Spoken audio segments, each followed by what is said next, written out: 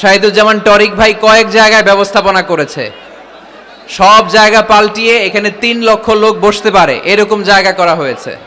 তারপরে লোক হয়ে গেছে 4-5 লক্ষের মতো। এটা তো out of capacity. The situation is totally out of control.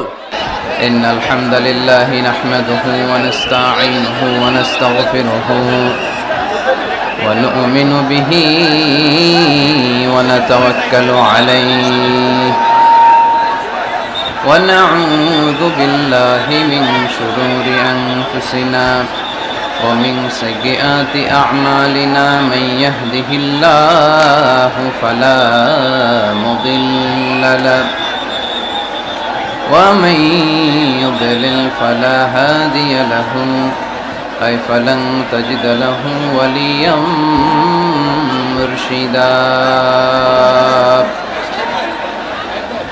ونشهد أن لا إله إلا الله وحده لا شريك له هو الذي لا ضد له ولا ند له لا مثل له ولا مثيل له لا وزير له ولا كفيل له لا شبه له ولا شبيه له لا ولد له ولا والد له وهو الواحد الفرد الصمد لم يلد ولم يولد ولم يكن له كفوا أحد ونشهد أن سيدنا ونبينا وحبيبنا وبشيرنا ونذيرنا وطبيبنا وطبيب أرواحنا وحبيبنا وحبيب ربنا محمدًا عبد الله ورسوله أرسله بالحق بشيرا ونذيرا وداعيا إلى الله بإذنه وسراجا منيرا أما بعد فقد قال الله تعالى في كلامه المجيد وفي فرقانه الحميد أعوذ بالله من الشيطان الرجيم بسم الله الرحمن الرحيم والضحى والليل إذا سجى ما ودعك ربك وما قلى وللآخرة خير لك من الأولى ولسوف يعطيك ربك فترضى إن الله وملائكته يصلون على النبي يا أيها الذين آمنوا صلوا عليه وسلموا تسليما اللهم صل على محمد وعلى آل محمد كما صليت على إبراهيم وعلى آل إبراهيم إنك حميد مجيد اللهم بارك على محمد وعلى آل محمد كما باركت على إبراهيم وعلى آل إبراهيم إنك حميد مجيد সকল প্রশংসার মালিক কে? আওয়াজ করে উত্তর দিতে হবে। সকল প্রশংসার মালিক কে? সকল ক্ষমতার উৎস কে? কেউ যেটা পারে না পারে কে? কেউ যেটা দেখে না দেখে কে? কেউ যেটা দেয় না দেয় কে? সে আল্লাহর জন্য আমরা আওয়াজ করে পড়ব আলহামদুলিল্লাহ। সবাই পড়ি রব্বানা লাকাল হামদ হামদান কাসীরান তাইয়িবান মুবারাকান ফীহি ইয়া রাব্বি লাকাল হামদু কামা ইয়ানবাগি লিজালালি ওয়াজহিকা ওয়া আযীমি সুলতানিকা লাকাল হামদু বিল ঈমান লাকাল হামদু বিল ইসলাম লাকাল হামদু বিল কুরআন। আমরা প্রশংসা করলাম কার? সব সময় প্রশংসা করতে হবে কার? খাওয়ার সময়, ঘুমানোর সময়, ইবাদতের সময়। 13তম ঐতিহাসিক তাফসিরুল কোরআনের প্রোগ্রাম, তার মানে প্রায় 13টি বছর ধরে এই ময়দানে কথা হয়। আমরা খুশি না বেজার? এই ময়দানে কিয়ামত পর্যন্ত কোরআনের কথা চলুক, হক কথাগুলো ছড়িয়ে পড়ুক। আমরা চাই কি চাই না? আপনাদের শুকরিয়া যে আমাকে আপনারা রেখেছেন প্রধান আলোচক। আমার আগে কথা বলেছে হযরত মাওলানা মুফতি আলী আকবর সাহেব, মুহাদ্দিস, বড় আইলাচাড়া মাদ্রাসা, কুষ্টিয়া। আজকের এই প্রোগ্রামের প্রধান অতিথি আমার সম্মানিত বড় ভাই মোহাম্মদ শাহিদুজ্জামান টরিক, পরিচালক 5 কমলাপুর দারুল উলুম হাফিজিয়া কওমিয়া মাদ্রাসা। আসার পথেই দেখছিলাম উনি বিশিষ্ট শিল্পপতি, ব্যবসায়ী এবং সমাজসেবক, সিঙ্গাপুর বাংলাদেশ চেম্বার অফ কমার্সের ফরমার প্রেসিডেন্ট। আমি সিঙ্গাপুরে গেলে ওনার ওখানে থাকি এবং কোরবানির ঈদের আগে সিঙ্গাপুর বাংলাদেশ কমিউনিটির আয়োজনে কিছু প্রোগ্রামও করে এসেছে আলহামদুলিল্লাহ। আজকের প্রোগ্রামের সভাপতিত্ব করছেন হযরত মাওলানা আব্দুল হামিদ সাহেব, মুহতামিম, 5 কমলাপুর দারুল উলুম হাফিজিয়া কওমিয়া মাদ্রাসা। হুজুর আসছে? আলহামদুলিল্লাহ, মাশাআল্লাহ মাশাআল্লাহ। আজকের এই প্রোগ্রামে উপস্থিত আছেন আপনাদের এই চুয়াডাঙ্গা, প্রাণের জেলা চুয়াডাঙ্গার সম্মানিত এসপি মহোদয়, police super mister Zahidul Hasan, কিছুক্ষণ আগে আপনাদের সামনে কথা রেখেছেন।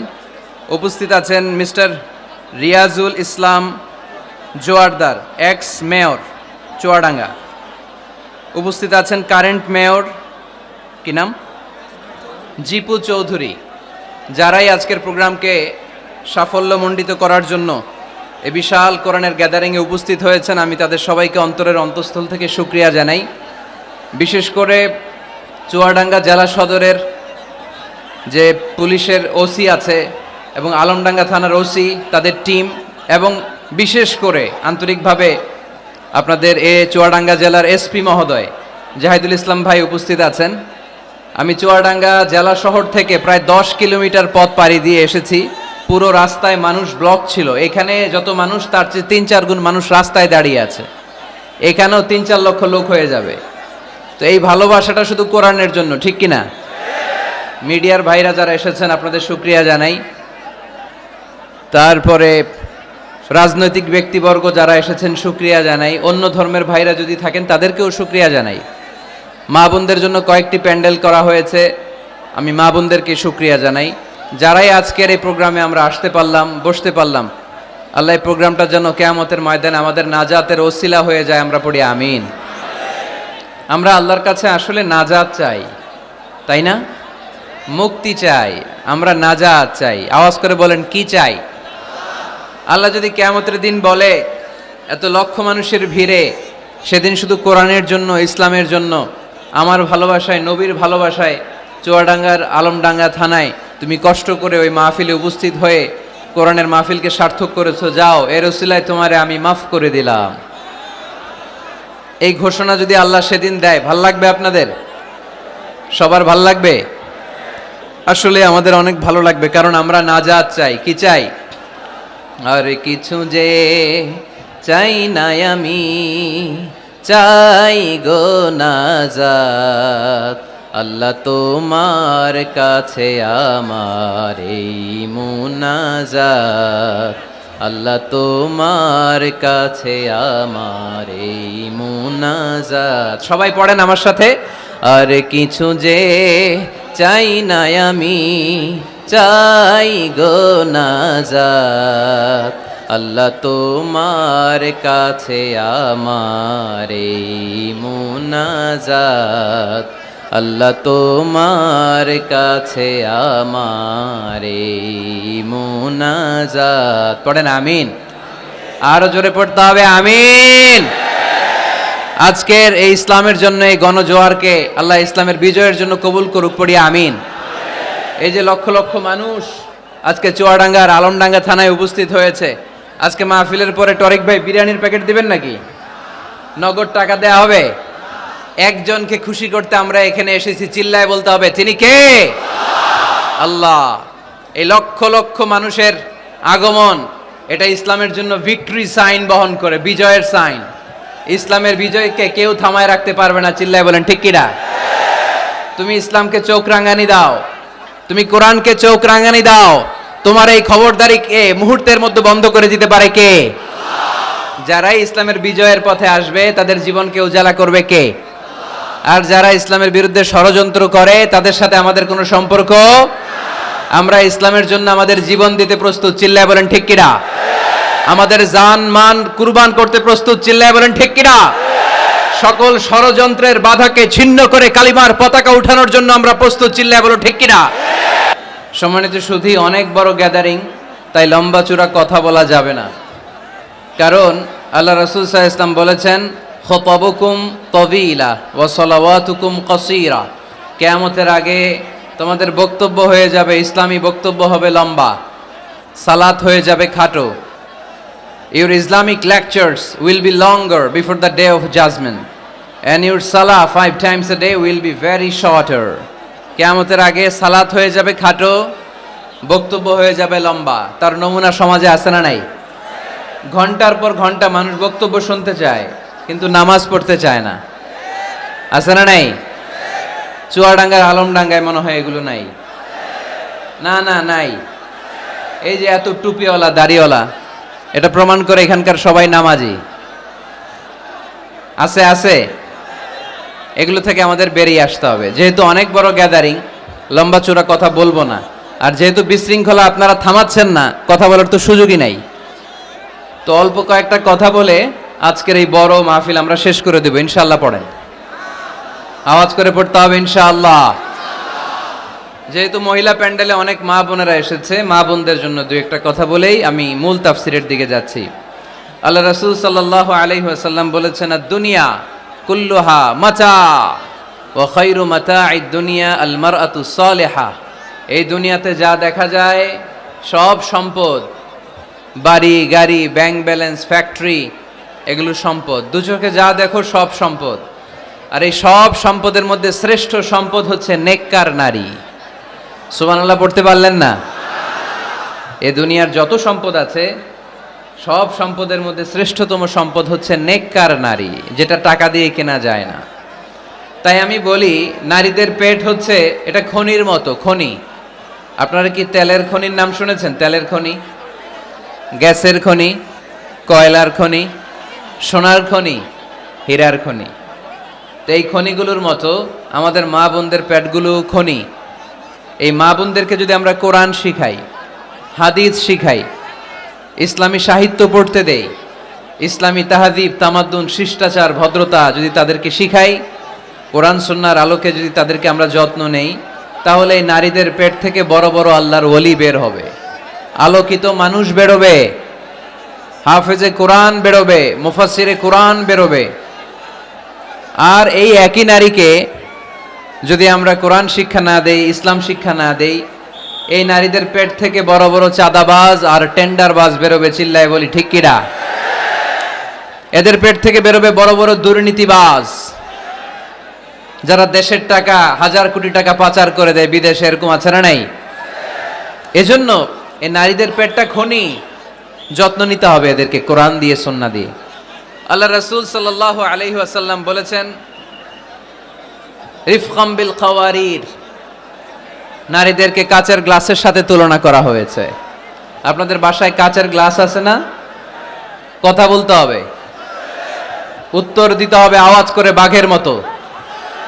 আপনাদের বাসায় কাচের গ্লাস আছে? এই কাচের গ্লাস আস্তে ধরতে হয়, আস্তে রাখতে হয়। পরিষ্কার করতে চাইলে, পরিচ্ছন্ন করতে চাইলে খুব স্মুথলি রাখতে হয়, স্মুথলি ধরতে হয়। জোরাজুরি করলে গ্লাস ভেঙে যায়। এইখানে কি ভাই, তোমাদের কি সমস্যা? মাহফিলটা সুন্দরভাবে হোক, তোমরা কি চাও? শাহিদুজ্জামান টরিক ভাই কয়েক জায়গায় ব্যবস্থাপনা করেছে, সব জায়গা পাল্টিয়ে এখানে 3 লক্ষ লোক বসতে পারে এরকম জায়গা করা হয়েছে। তারপরে লোক হয়ে গেছে 4-5 লক্ষের মতো। এটা তো out of capacity. The situation is totally out of control. এই বিজয় দিবসে একটা দৃষ্টান্ত আমরা সারা বাংলাদেশের 64 জেলার জন্য কি চুয়াডাঙ্গা থেকে রাখতে পারবো না? পারবো।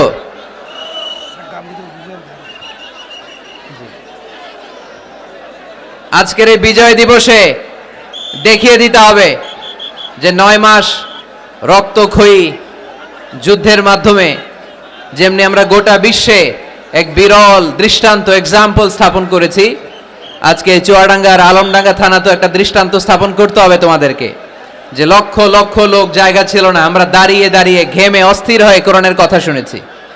এই জায়গাটাতে এত ধাক্কাধাক্কি করলে তো চলবে না রে ভাই। জায়গা পাওয়া না গেলে আস্তে করে পেছনের দিকে তোমরা মুভ করো, কিন্তু প্যান্ডেলের এত কাছে যদি আওয়াজ করো তাহলে তো কথা বলা যাবে না। কয়েকবার আমি আলোচনা থামিয়ে তোমাদেরকে শান্ত করার চেষ্টা করলাম, কিন্তু ব্যর্থ হয়েছি।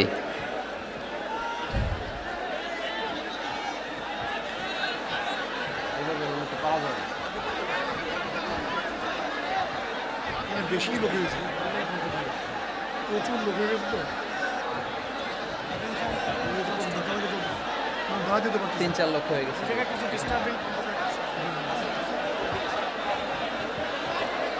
আমি এই যে আপনারা পুলিশের 3 জন ভাই যে আছেন ওপাশে যারা, আমি বলবো একটু এক্সিটের ব্যবস্থা করে দেন, এরা ওইদিকে চলে যাক। এখানে দাঁড়িয়ে থেকে লাভ নাই। আমাকে তো দেখেছো তোমরা, আমি তোমাদেরকে ভালোবাসি কোরআনের জন্য। হয় দাঁড়িয়ে থাকো চুপ করে, তা না হলে আস্তে করে পিছনের দিকে যাওয়ার চেষ্টা করো। এই ধাক্কাধাক্কি করলে জনস্রোত এসে হতাহতের ঘটনা ঘটবে, মিডিয়া ম্যানদের ক্যামেরা ভাঙচুর হবে। আস্তে আস্তে পেছনের দিকে যাও, আস্তে আস্তে এক্সিট নাও, এক্সিট। আজকে 16ই ডিসেম্বর, তাই না? আমাদের কি দিবস? বিজয় দিবস। এই লক্ষ লক্ষ জনতা নিয়ে আমরা দোয়া করি আল্লাহ যেন সকল মুক্তিযোদ্ধা ভাইদের কবরগুলোকে জান্নাতের টুকরা বানায় দেয়। আমরা পড়ি আমিন। যতদিন বাংলাদেশ থাকবে ততদিন মুক্তিযোদ্ধাদের জন্য, শহীদদের জন্য দোয়া আমাদের হৃদয়ে আছে না নাই? এক সাগরে রক্তের বিনিময়ে বাংলার স্বাধীনতা আনলে যারা, আমরা তোমাদের ভুলবো না, আমরা তোমাদের ভুলবো না। এক সাগরে রক্তের বিনিময়ে বাংলার স্বাধীনতা আনলে যারা, আমরা তোমাদের ভুলবো না, আমরা তোমাদের ভুলবো না।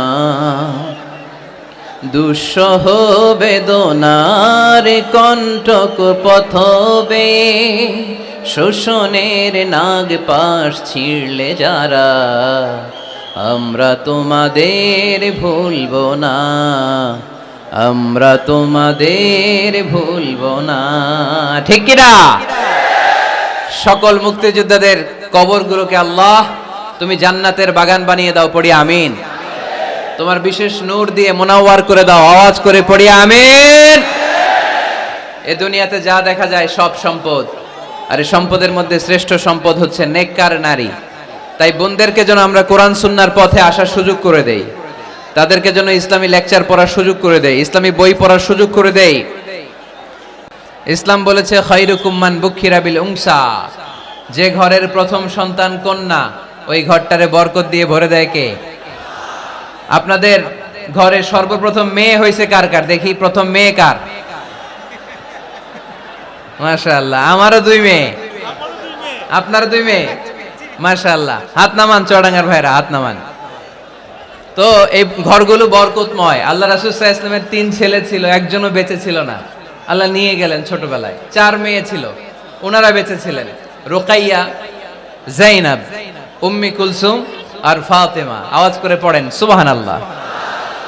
ফাতেমা রাদিয়াল্লাহু তাআলা আনহাকে আল্লাহ রাসূল সাল্লাল্লাহু আলাইহি ওয়াসাল্লাম খুব বেশি ভালোবাসতেন। আল্লাহ রাসূল সাল্লাল্লাহু আলাইহি ওয়াসাল্লাম বলতেন, ফাতেমা তু বিদউম মিন্নি, ফাতেমা আমার কলিজার টুকরা।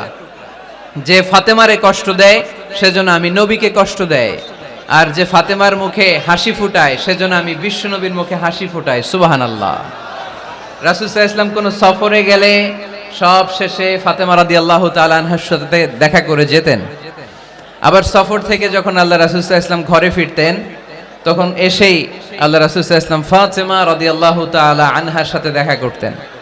নারীদেরকে খুব ভালোবাসতেন, বলতেন রিফকাম বিল কাওয়ারির, কাচের গ্লাসের সাথে আল্লাহ রাসূল নারীদেরকে তুলনা দিয়েছেন। কাচের গ্লাস যেমনি আস্তে রাখি, আস্তে ধরি, আস্তে উঠাই, আমাদের মা বোনদের সাথে যেন আমরা খারাপ আচরণ না করি, আমরা যেন মেজাজ না দেখাই, আমরা যেন মুচকি হাসি দিয়ে কথা বলি। এদিকে বিবাহিত আছেন কারা কারা আজকে দেখি? বিবাহিত? এই ছোট বাচ্চারা তোমরা হাত তুলো না আবার। মাশাআল্লাহ, হাত নামান। আপনারা বাসায় রাগারাগি করেন না তো? ভাবিদের সাথে রাগারাগি করবেন না। আপনার ব্যাপারে ভাবিদের কাছ থেকে আল্লাহ তাআলা সার্টিফিকেট নেবেন, খায়রুকুম খায়রুকুম লিআহলি। তোমাদের মধ্যে আল্লাহর কাছে ওই ব্যক্তি সবচেয়ে সেরা যে তার স্ত্রীর কাছে সেরা। এজন্য স্ত্রীর সাথে ভালো আচরণ করবেন, মুচকি হাসি দিয়ে কথা বলবেন। আল্লাহ রাসূল বলেছেন, তাবাসসুমুকা ফি ওয়াজহি আখিকা সাদাকা, your smile to your brother it's a charity. তুমি তোমার ভাইয়ের দিকে তাকিয়ে যে মুচকি হাসি দাও, ওই মুচকি হাসি দিলেও সৎকার সওয়াব দেয় কে? আপনি স্ত্রীর সাথে মুচকি হাসবেন, সওয়াব আছে না নাই? স্ত্রীকে ভালোবাসার কথা শোনাবেন, সওয়াব আছে না নাই? এমনকি আল্লাহর হাবিব বলেছেন, অফি বুদআ আহাদিকুম সাদাকা, তোমরা শীতের রাতে স্বামী স্ত্রী যখন এক কম্বলের নিচে সময় কাটাও, ওই সময়গুলোর জন্য তোমার আমলনামায় সওয়াব দিয়ে ভরে দেয় কে? এজন্য আজকে থেকে মুচকি হাসি দিয়ে কথা বলবেন, আগে সালাম দিবেন। স্ত্রীকে আগে সালাম দিতে রাজি আছেন তো? আল্লাহ রাসূল সাল্লাল্লাহু আলাইহি ওয়াসাল্লাম ওনার স্ত্রীদেরকে আগে সালাম দিতেন। আম্মা জান আয়েশা বললেন, এত বছর বিশ্বনবীর সাথে সংসার করলাম, একদিনও আল্লাহ রাসূল সাল্লাল্লাহু আলাইহি ওয়াসাল্লামকে আমি আগে সালাম দিতে পারি নাই। মাঝে মাঝে লুকিয়ে থাকতাম যে আজকে আগে সালাম দিব। কিন্তু আল্লাহ রাসূল সাল্লাল্লাহু আলাইহি ওয়াসাল্লাম এশার নামাজ পড়ে যখন ঘরে ঢুকতেন, ঘরে ঢোকার অনেক আগ থেকে আম্মা জান আয়েশাকে বলতেন, আসসালামু আলাইকুম ওয়া রাহমাতুল্লাহি ওয়া বারাকাতুহু। এজন্য আমরা যেন বেশি বেশি সালাম দেই। তো একজন নারী বরকতময় কিনা আমরা বুঝবো তার প্রথম সন্তান যদি কন্যা, তার মানে কন্যা আসলেই ঘরে বরকত আছে না নাই? আছে। এরপরে এই কন্যাকে যখন আপনি শিক্ষাদান করবেন, ভালো পাত্রের হাতে তুলে দিবেন, তখন ওই কন্যা বাবার জন্য জান্নাতের দরজা খুলে দেয়। সুবহানাল্লাহ পড়তে পারলেন না? এরপর সে যখন কারো স্ত্রী হয়, তার কাছ থেকে আল্লাহ তাআলা সার্টিফিকেট নেয় স্বামীর ব্যাপারে। তারপর যখন সন্তান সম্ভবা হয়, অনেক নারী বাচ্চা ডেলিভারি করতে যেয়ে মারা যায়। সন্তান ডেলিভারি করতে যেয়ে যে নারী মারা যায়, ওই নারীদেরকে কিয়ামতের দিন আল্লাহ শহীদদের কাতারে দাঁড় করায় দিবেন। আর যদি সহি সালামতে বাচ্চা ডেলিভারি করতে পারে, তাহলে ইসলাম বলে আল জান্নাতু তাহতা আকদামি উম্মাহাতিকুম। ও দুনিয়ার পুরুষেরা শোনো, তোমাদের পায়ের নিচে থাকে জুতা, জুতার নিচে থাকে বালু, আর এক একটা মায়ের পায়ের নিচে থাকে তার ছেলে মেয়েদের জান্নাত। পড়েন সুবহানাল্লাহ। ওগো মা তুমি এই ধরনের শ্রেষ্ঠ নিয়ামত, তোমারই পদ তলে রয়েছে জান্নাত। ওগো মা তুমি এই ধরনের শ্রেষ্ঠ নিয়ামত, তোমারই পদ তলে রয়েছে জান্নাত। সুবহানাল্লাহ পড়েন। আচ্ছা, এই দুনিয়াটাকে যদি 100 বার আমরা বিক্রি করে দেই, ওই বিক্রির টাকা দিয়ে জান্নাতের একটা টেবিলের দাম হবে? এই দুনিয়াকে 2000 বার বিক্রি করে দিলে যেই টাকা পাওয়া যাবে, ওই টাকা দিয়ে যদি জান্নাতের একটা চেয়ার কিনতে চাই, ওই চেয়ারের দাম হবে? তাহলে যে মায়ের 2টা পায়ের নিচে আল্লাহর 8টা জান্নাত পড়ে আছে, ওই 8টা জান্নাতের ওই পা 2টার দাম কত? রাসূল সাল্লাল্লাহু আলাইহি ওয়াসাল্লাম বলেছেন, লাউ কাতা'তা জিলদাক, তুমি তোমার গায়ের চামড়া কেটেও যদি মায়ের পায়ের জুতা বানিয়ে দাও, তাহলে ছোটবেলায় যে দুধ খেয়েছো, এক ঢোক দুধের শোধ কোনোদিন আদায় হবে না। চিল্লা এখন সুবহানাল্লাহ। মায়ের এক ধার দুধের দাম, কাটিয়া গায়ের চাম, পাপোশ বানাইলেও ঋণের শোধ হবে না। এমন দরদি ভাবে কেউ হবে না আমার মাহাদু, ঠিক কিনা? এজন্য মা বাবা যাদের বেঁচে আছে, আমরা যেন মা বাবার কাছ থেকে দোয়া নেই। পীর সাহেবের কাছে যদি দোয়া নিতে যান, দোয়া কবুল হতেও পারে, নাও হতে পারে। গোটা বিশ্বের সব পীর সাহেব যদি এক গ্লাস পানির মধ্যে দোয়া পরে ফু দেয়, গোটা বিশ্বের সব ইমাম সাহেব যদি, খতিব সাহেব যদি এক গ্লাস পানির মধ্যে দোয়া পরে ফু দেয়, আর আপনার আম্মা শুধু সুবহানাল্লাহ বলে যদি আরেক গ্লাস পানির মধ্যে ফু দেয়, আপনার মায়ের দোয়াটা মুহূর্তে আল্লাহর দরবারে কবুল হয়ে যাবে। এজন্য আব্বা আম্মার দোয়া নিতে রাজি আছি তো? যাদের আব্বা আম্মা বেঁচে আছে, আল্লাহ যেন হায়াত দারাজ করে, আমরা পড়ি আমিন।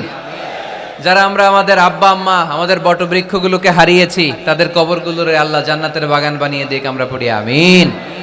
আর দেরি না করে আমরা সরাসরি মহাবিশ্বের মহাবিশ্বয় মহাগ্রন্থ আল কোরআন আল কারিম থেকে কথা শুনবো। আমরা যে বইটা থেকে কথা শুনবো, চুয়াডাঙ্গার ভাইয়েরা দেহের সবটুকুন শক্তি গলার মাঝ বরাবর এনে আওয়াজ করে বলেন তো, এই বইটার নাম কি? এই কোরআনে কোনো ভুল আছে? সন্দেহ আছে? সংশয় আছে? আমাদের জীবন সমস্যার সব কিছুর সমাধান এই কোরআনের ভেতরে দিয়েছে কে? সমাধান চাও যদি জীবনে মরণে, ফিরে যাও খুঁজে নাও, চোখ রাখো কোরআনে, ঠিক কি না? সমাধান চাও যদি জীবনে মরণে, ফিরে যাও খুঁজে নাও, চোখ রাখো কোরআনে। If you want a solution this দুনিয়ায় নাখিরা, go back, have a look to the holy কোরআনে, ঠিক কি না? এজন্য আমরা সমস্যার সমাধান চাইলে চোখ রাখতে হবে যেই কিতাবের দিকে, কিতাবটার নাম আল কোরআন। এই কিতাবে কোনো ভুল নাই, এই কিতাবে কোনো সন্দেহ নাই, কোনো সংশয় নাই। এই কিতাবে যে সন্দেহ নাই, এ কথা কোরআনে বলে দিয়েছে কে? রব্বুল আলামিন বলেন, যালিকাল কিতাবু লা রাইবা ফীহি হুদাল লিল মুত্তাকিন। সবাই পড়েন আমার সাথে, যালিকাল কিতাবু লা রাইবা ফীহি হুদাল লিল মুত্তাকিন। This is the book, the most authentic and original book in the world. There is no doubt in it and a guidance to those who are muttaqin. এই বইটা এমন বই যেখানে কোনো ভুল নাই, কোনো সন্দেহ নাই, কোনো সংশয় নাই। মুত্তাকিনদের জন্য এই বইয়ের ভেতরে হেদায়েত রেখে দিয়েছে কে? আল্লাহ। আবার রব্বুল আলামিন বলেন, আলিফ লাম রা, কিতাবুন আনজালনাহু ইলাইকা লিতুখরিজান الناس من الظلمات إلى النور. O Muhammad sallallahu alayhi wa sallam, I've revealed this holy and sacred book unto you in order to lead the mankind out of darkness into the light. O Nabi, আমি কেন এই কোরআনকে আপনার কাছে পাঠিয়েছি আপনি জানেন? অন্ধকারাচ্ছন্ন মানুষগুলোকে আলোর পথে নিয়ে যাওয়ার জন্য, জাহান্নামীগুলারে জান্নাতি বানানোর জন্য, রাম আর বামপন্থী গুলার ডানপন্থী বানানোর জন্য। চিল্লায় বলো ঠিক কিনা? এজন্য কোরআনের সাথে আমাদের অ্যাটাচমেন্ট বাড়ানোর দরকার আছে না নাই? আমরা যেন বেশি বেশি কোরআনের সাথে সম্পর্ক বাড়াতে পারি, কোরআনকে যেন আমরা বন্ধু বানাই। আমাদের বন্ধু হবে কোরআন। আমাদের বন্ধু হবে কি? আমাদের নিঃসঙ্গ সময়ের বন্ধু হতে হবে কোরআন। এই কোরআন যদি দুনিয়াতে আমরা বন্ধু বানাতে পারি কোরআনকে, কবরেও এই কোরআনকে আমাদের বন্ধু বানায় দিবে কে? কিয়ামতের ময়দানে ওই কোরআনকে আমাদের জন্য সুপারিশকারী করে বানাবে কে? সেই মহাবিশ্বের মহাবিশ্বয় মহাগ্রন্থ আল কোরআন আল কারীম থেকে আমি একটা সূরার কিয়দাংশ তেলাওয়াত করেছি। আজকের চুয়াডাঙ্গার এই বিশাল জনসমুদ্রে এই সূরার কিছু মেসেজ এই চমৎকার রজনীতে আপনাদের সাথে আমি শেয়ার করব। আওয়াজ করে পড়তে হবে ইনশাআল্লাহ। কোরআনের যেখান থেকেই বলি ওইখান থেকে বরকত আছে না নাই? অনেকে বলে, হুজুর ওই এলাকায় পর্দার ওয়াজ করছেন, এখানে পর্দার কথা বলেন কেন? বলে না? অনেকে বলে, হুজুর ওই জেলায় নামাজের ওয়াজ করছেন, তো এই জেলায় আবার নামাজের কথা কন কেন? হুজুর ওইখানে সুদ খাওয়া যাবে না বলছেন, এইখানে বলেন কেন? নামাজ কি শুধু ওই জেলায় লাগবে? পর্দাকে শুধু ঢাকাবাসীদের জন্য লাগবে, চুয়াডাঙ্গায় লাগবে না? আমরা সূরা ফাতিহা প্রতিদিন কয়বার পড়ি? ফরজ নামাজে 17 বার, সুন্নত সহ 40-45 বার। যে ব্যক্তি 50 বছর ধরে নামাজ পড়ে, এই বেটা যে কয় লক্ষবার সূরা ফাতিহা পড়ছে বেটা নিজেও জানে না, ঠিক কি না? আচ্ছা, আপনারা কি জানেন যে সূরা আর রহমানে একটা আয়াত আছে, যে আয়াতটা আল্লাহ বারবার বারবার ওই সূরার ভেতরে উল্লেখ করেছে, সূরা আর রহমানে? জানেন কি আয়াতটা কি? কি আয়াত? ফাবি আইয়ি আলা রাব্বিকুমা তুকাদ্দিবান। এই আয়াতটা আল্লাহ তাআলা একবার দুইবার নয় 31 বার উল্লেখ করেছেন সূরা আর রহমানের ভেতরে। সুবহানাল্লাহ পড়েন। তার মানে জরুরি কথা সব জায়গায় বলতে হয়, বারবার বলতে হয়, চিল্লায় বলতে হবে, ঠিক কি না? আজকে আমরা সূরা দোহা থেকে কথা শুনবো। সূরাতুদ দোহা, আওয়াজ করে বলেন তো সূরাটার নাম কি? এই আপনাদের গলার আওয়াজ। সারা বিকাল আর সন্ধ্যায় চিল্লাচিল্লি করতে করতে আপনাদের এনার্জি শেষ, তাই না? সূরাটার নাম সূরাতুদ দোহা। আওয়াজ করে বলেন তো সূরার নাম কি? মাশাআল্লাহ, আওয়াজ আছে তো? এনার্জি শেষ হয়ে যায় না এখনো বেঁচে আছে চুয়াডাঙ্গার লোক। তো আলোচনা শেষ পর্যন্ত এরকম আওয়াজ করে উত্তর দেয়া যাবে? মাশাআল্লাহ।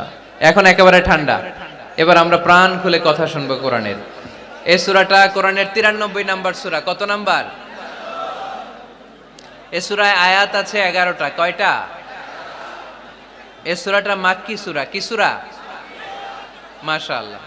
আমি সবসময় বলি, যেহেতু লক্ষ লক্ষ মানুষের গ্যাদারিং, আমরা যদি ক্লাসের মতো করে প্রশ্ন করি, উত্তর করি, তাহলে আপনাদের মনে থাকবে, কিছু মেসেজ নিয়ে যেতে পারবেন। এজন্য কষ্ট হলেও শেষ পর্যন্ত উত্তর দেওয়া যাবে বাঘের বাচ্চার মতো চিল্লায়া ইনশাআল্লাহ। তাহলে আমি প্রশ্ন করি, উত্তর দেন। আওয়াজ করে বলেন তো সূরাটার নাম কি?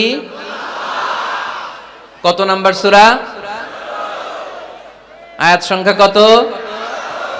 সূরাটা মাদানী সূরা। কি সূরা? মাশাআল্লাহ, মনে রাখছেন তো দেখি। এই সূরাটা একটা আশা জাগা নিয়ে সূরা। হতাশ ব্যক্তিদের জন্য এই সূরায় মেডিসিন আছে, প্রেসক্রিপশন আছে, আছে রেমেডি। এই সূরার সেন্ট্রাল থিম বা কেন্দ্রীয় আলোচ্য বিষয় হচ্ছে, মুমিন কখনো হতাশ হয় না, মুমিন কখনো নিরাশ হয় না, মুমিন কখনো হাল ছেড়ে দেয় না, মুমিন ভরসা রাখে একজনের উপর। চিল্লায় বলতে হবে, তিনি কে?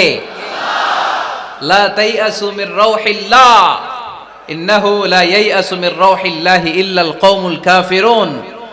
সাইয়েদনা ইয়াকুব আলাইহিস সালাম তার ছেলেদেরকে বলেছিলেন, কলিজার টুকরা, আমার বাছাধনেরা, আল্লাহর রহমত থেকে নিরাশ হয়ো না। আল্লাহর দয়া, কৃপা, করুণা, মার্সি, ব্লেসিংস এন্ড বাউন্টিজ থেকে নিরাশ হয়ো না।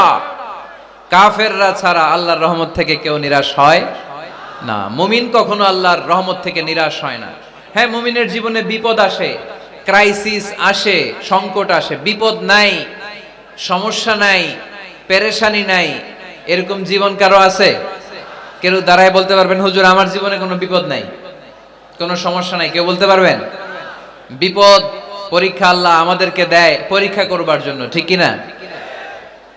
বিপদ আল্লাহ আমাদেরকে দেয় আমাদের কোমরগুলোকে সোজা করবার জন্য, আমাদের পায়ের নিচের মাটিকে শক্ত করবার জন্য, প্রতিকূল পরিবেশে নিজের অবস্থানকে শক্তভাবে জানান দেওয়ার জন্য। চিল্লায় বলেন, ঠিক কি না? এজন্য যারা হতাশ, যারা নিরাশ, যারা টেন্সড, ফ্রাস্ট্রেটেড পিপল, হতাশদের জন্য এই সূরায় আছে আশা, আশার বাণী, আলোর বাণী। কারণ দোহা মানে আলো। দোহা মানে কি? আলো কথাটা শুনতেই লাগে ভালো, ঠিক কি না? আলো বললেই কেমন ভাল লাগে না? কারণ আশার আলো, এটা সম্ভাবনার আলো। অন্ধকার দেখলে বাচ্চারা ভয় পায়, আলো দেখলে বাচ্চারা ভয় পায়। এজন্য আমরা অন্ধকার চাই না, আমরা চাই আলোর পথ। এই কোরআন এসেছে আমাদেরকে আলোকিত করতে, ঠিক কি না? আল্লাহ রাসূল সাল্লাল্লাহু আলাইহি ওয়াসাল্লামের খুব মন খারাপ, তিনি খুব বিচলিত, তিনি খুব পেরেশান। আল্লাহ রাসূল সাল্লাল্লাহু আলাইহি ওয়াসাল্লামের পেরেশানি দূর করার জন্য সান্ত্বনার বাণী হিসেবে আল্লাহ তাআলা এই সূরাটা আল্লাহ রাসূলের জন্য ডেডিকেট করে নাজিল করেছেন। চিল্লায় পড়েন সুবহানাল্লাহ। আর আল্লাহ বুঝাতে চেয়েছেন, আমার নবীকে আমি যেভাবে পেরেশানি দূর করেছি, সাহায্য করেছি, মুমিনদের জীবনেও আমি আল্লাহর পক্ষ থেকে সাহায্য আছে না নাই? এজন্য আমরা কখনো হতাশ হব না। এই মেসেজটা যদি বাড়িতে আজকে নিয়ে যেতে পারো চুয়াডাঙ্গার ছেলেরা, অনেকে হতাশ ব্যক্তি জীবনে, পেশাগত জীবনে, পারিবারিক জীবনে হতাশ, চাকরি হয় না, ব্যবসায় মন্দা। যাদের ব্যবসা মন্দা, এই শাহিদুজ্জামান টরিক ভাইয়ের সাথে দেখা করবা। সফল ব্যবসায়ী, বাংলাদেশ কাঁপায়, এখন সিঙ্গাপুর কাঁপাইতেছে। তো তোমরা ওনাকে ধরবা টাইট করে যে ভাই কিভাবে আপনি সফল হলেন, শোনান আপনার সফল হওয়ার গল্প। How to succeed in life, কিভাবে ব্যবসায় সফল হতে হয়, কিভাবে আইকন হতে হয়। শহীদ ভাইয়ের কাছ থেকে চুয়াডাঙ্গার ছেলেরা জেনে নিবা। মুমিন কখনো হতাশ হয় না। আজকের মাহফিল থেকে এতটুকু যদি এই জনসমুদ্র থেকে আমরা বাসায় নিয়ে যেতে পারি যে আমরা কখনো হতাশ হব না, আমরা নিরাশ হব না, শেষ নিঃশ্বাস থাকা পর্যন্ত আমরা হাল ছেড়ে দিব না, আমরা ভরসা রাখবো সব সময় একজনের উপর, চিল্লায় বলতে হবে তিনি কে। Every time you feel like you can not go on, you feel so lost that you are so alone. Every time you feel like you cannot go on, you feel so lost that you are so alone. Don't despair and never lose hope, 'cause Allah is always by your side. Inshallah, পড়েন Inshallah, Inshallah, you'll find your way. Inshallah, Inshallah, Inshallah, you'll find your way. পড়েন আল্লাহু আকবার। আমরা কখনো নিরাশ হই না, আমরা হতাশ হই না, আমরা ভরসা রাখি একজনের উপর, তিনি কে। আমরা জানি রাত যত গভীর হয় অন্ধকার তমানিসা ভেদ করে সুবহে সাদিক হয়। আমরা জানি গর্ভবতী নারীর যেদিন পেটের ব্যথা বেদনা বাড়তে থাকে ওই দিন নতুন মেহমান আগমনের সময় ঘনাতে থাকে। আমরা জানি বিশ্বাসীদের জীবনে কষ্ট, দুঃখ, যন্ত্রণা, পরীক্ষা যত বাড়তে থাকে সুখের দিন কাছে আসতে থাকে। চিল্লায় বলো ঠিক কিনা।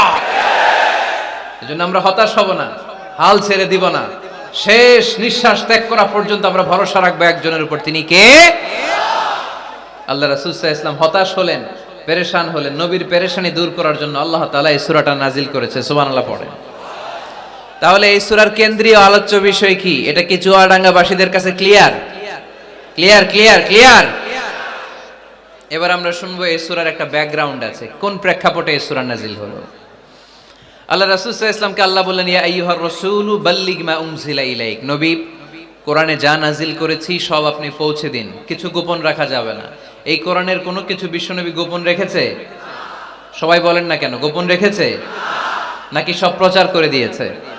সব প্রচার করে দিয়েছে। হঠাৎ করে হেরা গুহায় বিশ্বনবীর কাছে নাজিল হলো, ইকরা বিসমি রাব্বিকাল্লাযী খালাক, খালাকাল ইনসানা মিন আলাক, ইকরা ওয়া রাব্বুকাল আকরামুল্লাযী আল্লামা বিল কলম, আল্লামাল ইনসানা মা লাম ইয়ালাম। পড়েন সুবহানাল্লাহ। আল্লাহ নাজিল করলেন, নবী পড়ো, তোমার প্রভুর নামে যিনি সৃষ্টি করেছেন, তুমি যা জানতে না তা তোমার রব তোমারে শিখিয়েছেন, কলমের মাধ্যমে তোমাদেরকে জ্ঞান দিয়েছেন। সুবহানাল্লাহ। ইকরা বিসমি রাব্বিকাল্লাযী খালাক, read in the name of your lord who has created. পড়ো তোমার প্রভুর নামে। কোরআনের প্রথম বাণী পড়ো। কোরআনের প্রথম বাণী কি? সবাই বলেন, প্রথম বাণী কি? আল কোরআনের প্রথম বাণী পড়ো, আল হাদিসে নবীর কথা পড়ো। আল কোরআনের প্রথম বাণী পড়ো, আল হাদিসে নবীর কথা পড়ো।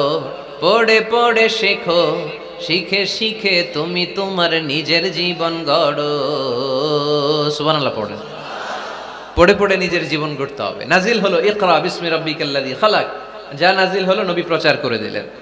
এরপরে আরেক সূরা নাজিল হলো, ইয়া আইয়ুহাল মুযাম্মিল কুমিল লাইলা ইল্লা কালিলা, বিশ্বনবী প্রচার করে দিলেন। এরপরে নাজিল হলো, ইয়া আইয়ুহাল মুদ্দাসসির কুম ফাআনজির, বিশ্বনবী প্রচার করে দিলেন। যাই প্রচার নাজিল হয় তাই তিনি প্রচার করে দেন, যাই নাজিল হয় তাই তিনি প্রচার করে দেন। এরকম চলতে থাকলো কিছুদিন, কিন্তু হঠাৎ করে আর কোনো কোরআনের আয়াত নাজিল হয় না, ওহী আসা বন্ধ হয়ে গেল। ফলে নবীও নতুন কোনো কথা মক্কার লোকদেরকে শোনাতে পারে না। মক্কার লোকেরা বলল, ঘটনা কি মুহাম্মদ? নতুন নতুন আয়াত এতদিন বলতা, এখন বলো না কেন? বলো। বিশ্বনবী বলতে পারে না, কারণ বিশ্বনবী কি মন গড়া কোনো কথা বলে? সবাই যদি বুঝে থাকেন উত্তর দেন, বিশ্বনবী কি মন গড়া কথা কোনোদিন বলেছে?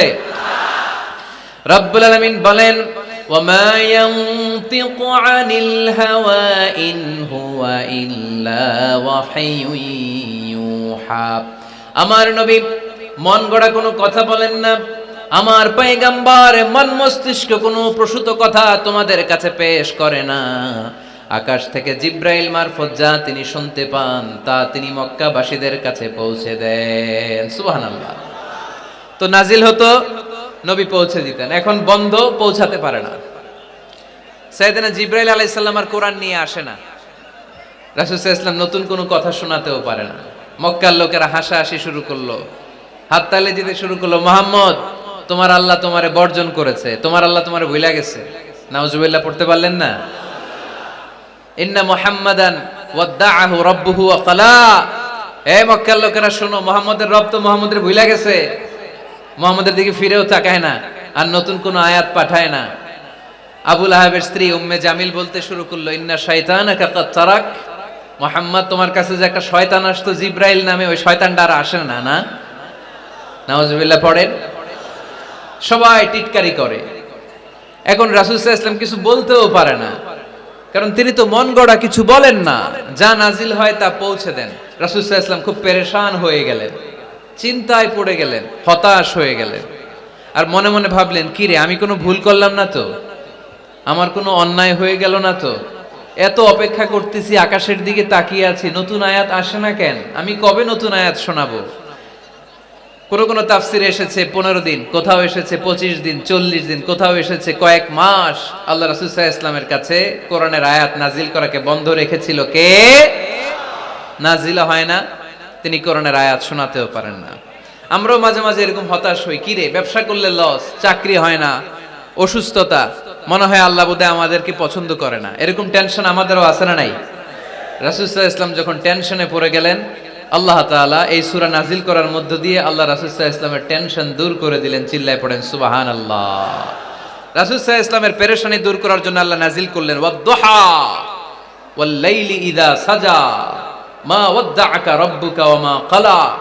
ওয়াদ-দুহা আলোর শপথ, ওয়াল লাইলি ইযা সাজা নিঝুম নিস্তব্ধ রাতের শপথ। সুবহানাল্লাহ পড়েন। প্রথমে আল্লাহ দুইটা কসম কাটলেন। কয়টা? দুইটা। প্রথমে দোহা, প্রভাতের সূর্য কিরণের শপথ, আলোর শপথ। এরপরে অন্ধকারের শপথ কাটলেন। আলোর শপথ দিয়ে আল্লাহ তাআলা ওহী আশাকে বুঝালেন, আর অন্ধকারের শপথ দিয়ে আল্লাহ ওহী না আশাকে বুঝালেন। আল্লাহ বুঝাতে চাইলেন, নবী সব সময় আলো থাকলে ভাল লাগে না। 24 ঘন্টায় যদি সূর্যের আলো, এখনো সূর্যের আলো, সকালেও সূর্যের আলো, খালি আলো আর আলো, ভাল লাগবে? কথা বলেন না কেন? আবার 24 ঘন্টায় ঘুটঘুটে অন্ধকার, কোনো আলো টালো নাই, ভাল লাগবে? তার মানে জীবন চালাতে আলোরও দরকার, অন্ধকারেরও দরকার। বিশ্বনবীরে বুঝাতে চাইলেন, নবী ওহী আসা যেমনি দরকার, মাঝে মাঝে ওহী বন্ধ রেখে আপনার একটু বিশ্রাম দেওয়া দরকার। সুবহানাল্লাহ পড়েন। সরকারি চাকরি যারা করেন, সপ্তাহে কয় দিন জব করেন? জোরে বলেন। 5 দিন। বাকি 2 দিন কি করেন? বিশ্রাম নেন, ছুটিতে থাকেন। 7 দিনে যদি কাজ করা লাগতো, ভাল লাগতো? কথা বলেন না কেন? ভাল লাগতো না। আবার 7 দিনে যদি ছুটি থাকতো, ভাল লাগতো না। তার মানে কাজেরও যেমনি দরকার, বিশ্রামেরও দরকার, ঠিক কিনা? আল্লাহ বুঝাতে চাইলেন, নবী কাফেরদের কথায় কান দিবেন না। ওরা বলে আমি আপনারে ভুলে গিয়েছি। না না, কোশ্চিন কালেও না। আমি আপনারে কেমন করে ভুলে যাই? আপনি আমার বন্ধু। আমি ইচ্ছা করেই ওহী নাজিল বন্ধ রেখে কিছুদিন আপনারে ছুটি দিলাম। আল্লাহর পক্ষ থেকে আমি আপনার জন্য বিশ্রামের ব্যবস্থা করে দিয়েছি। নবী বিশ্রামের ব্যবস্থা করে দিলাম, কারণ প্রতিদিন ওহী নাজিল হলে এটা পৌঁছে দেওয়া, এটা চারটেখানি কথা নয়। ওহীর বাণী, এটা কোনো মন্ত্রীর বাণী না। ওহীর বাণী, এটা কোনো প্রেসিডেন্টের বাণী না। ওহীর বাণী প্রধানমন্ত্রীর বাণী না। ওহীর বাণী রাজা বাদশার বাণী নয়। ওহীর বাণী আমাদের কাছে পাঠিয়েছে কে? এই কালামুল্লাহ মাজিদের ওজন আছে না নাই? আল্লাহ বললেন, ইন্না সানুলকি আলাইকা কওলান সাকিলা। নবী গো, কোরআনের বাণী এটা হালকা কোনো বাণী নয়, এটা ভারী একটা বাণী। এই বাণী যদি আমি সাগরে নাজিল করতাম, এই কোরআনের বাণী যদি আমি জঙ্গলে নাজিল করতাম, আর এই কোরআনের বাণী যদি আমি পাহাড়ের মধ্যে নাজিল করতাম, কোরআনের ভারে বড় বড় পাহাড়গুলো মুহূর্তের মধ্যে ভেঙে চুরে খান খান হয়ে যেত। লাউ আনজালনা হাযাল কুরআন আলা জাবালিন লারাআইতাহু খাশিআম মুতাসাদ্দিআম মিন খাশিয়াতিল্লাহ। নবী হে, এই কোরআনকে আপনার উপর নাজিল না করে যদি আমি হিমালয় পাহাড় মাউন্ট এভারেস্টের উপর নাজিল করতাম, আমেরিকার আলাস্কা মাউন্টেন রেঞ্জের উপর নাজিল করতাম, ইউরোপের আল্পস পর্বতমালায় নাজিল করতাম, আমি যদি বড় বড় তুর পাহাড়ের উপর নাজিল করতাম, আপনি দেখতেন কোরআনের ভারে পাহাড়গুলো ভেঙে চুড়ে খান খান হয়ে গিয়েছে। তার মানে কোরআনের ওজন আছে না নাই? কোরআনের বাণী কি পাতলা, হালকা না ভারী? সবাই বলুন, হালকা না ভারী? কতটা ভারী? রাসূল সাল্লাল্লাহু আলাইহি ওয়াসাল্লাম যখন ওটের উপর বসে থাকতেন, তখন কোরআনের আয়াত নাজিল হলে ওটের পা মাটির মধ্যে দেবে যেত। ঘোড়ার উপর যখন বসে থাকতেন, তখন কোরআনের আয়াত নাজিল হলে ঘোড়া মাটিতে বসে যেত। মাঝে মাঝে আল্লাহ রাসূল সাহাবীদের পায়ের উপরে মাথা রেখে ঘুমাতেন। সাইয়েদনা যায়েদ রাদিয়াল্লাহু তাআলা আনহুর পায়ের মধ্যে, রানের মধ্যে মাথা রেখে বিশ্বনবী একবার ঘুমালেন। যায়েদ রাদিয়াল্লাহু তাআলা আনহু বলেন, অনেকক্ষণ বিশ্বনবী শুয়ে রইলেন, কিন্তু আমার কষ্ট হয় নাই, আমি টের পাই নাই। কিন্তু হঠাৎ বিশ্বনবীর উপর কোরআন যখন নাজিল হওয়া শুরু হয়ে গেল, আমার মনে হলো বিশ্বনবীর মাথার ওজন উহুদ পাহাড়ের সমান ভারী হয়ে গেছে। এতক্ষণ ধরে বিশ্বনবীর মাথার কোনো ওজন নাই।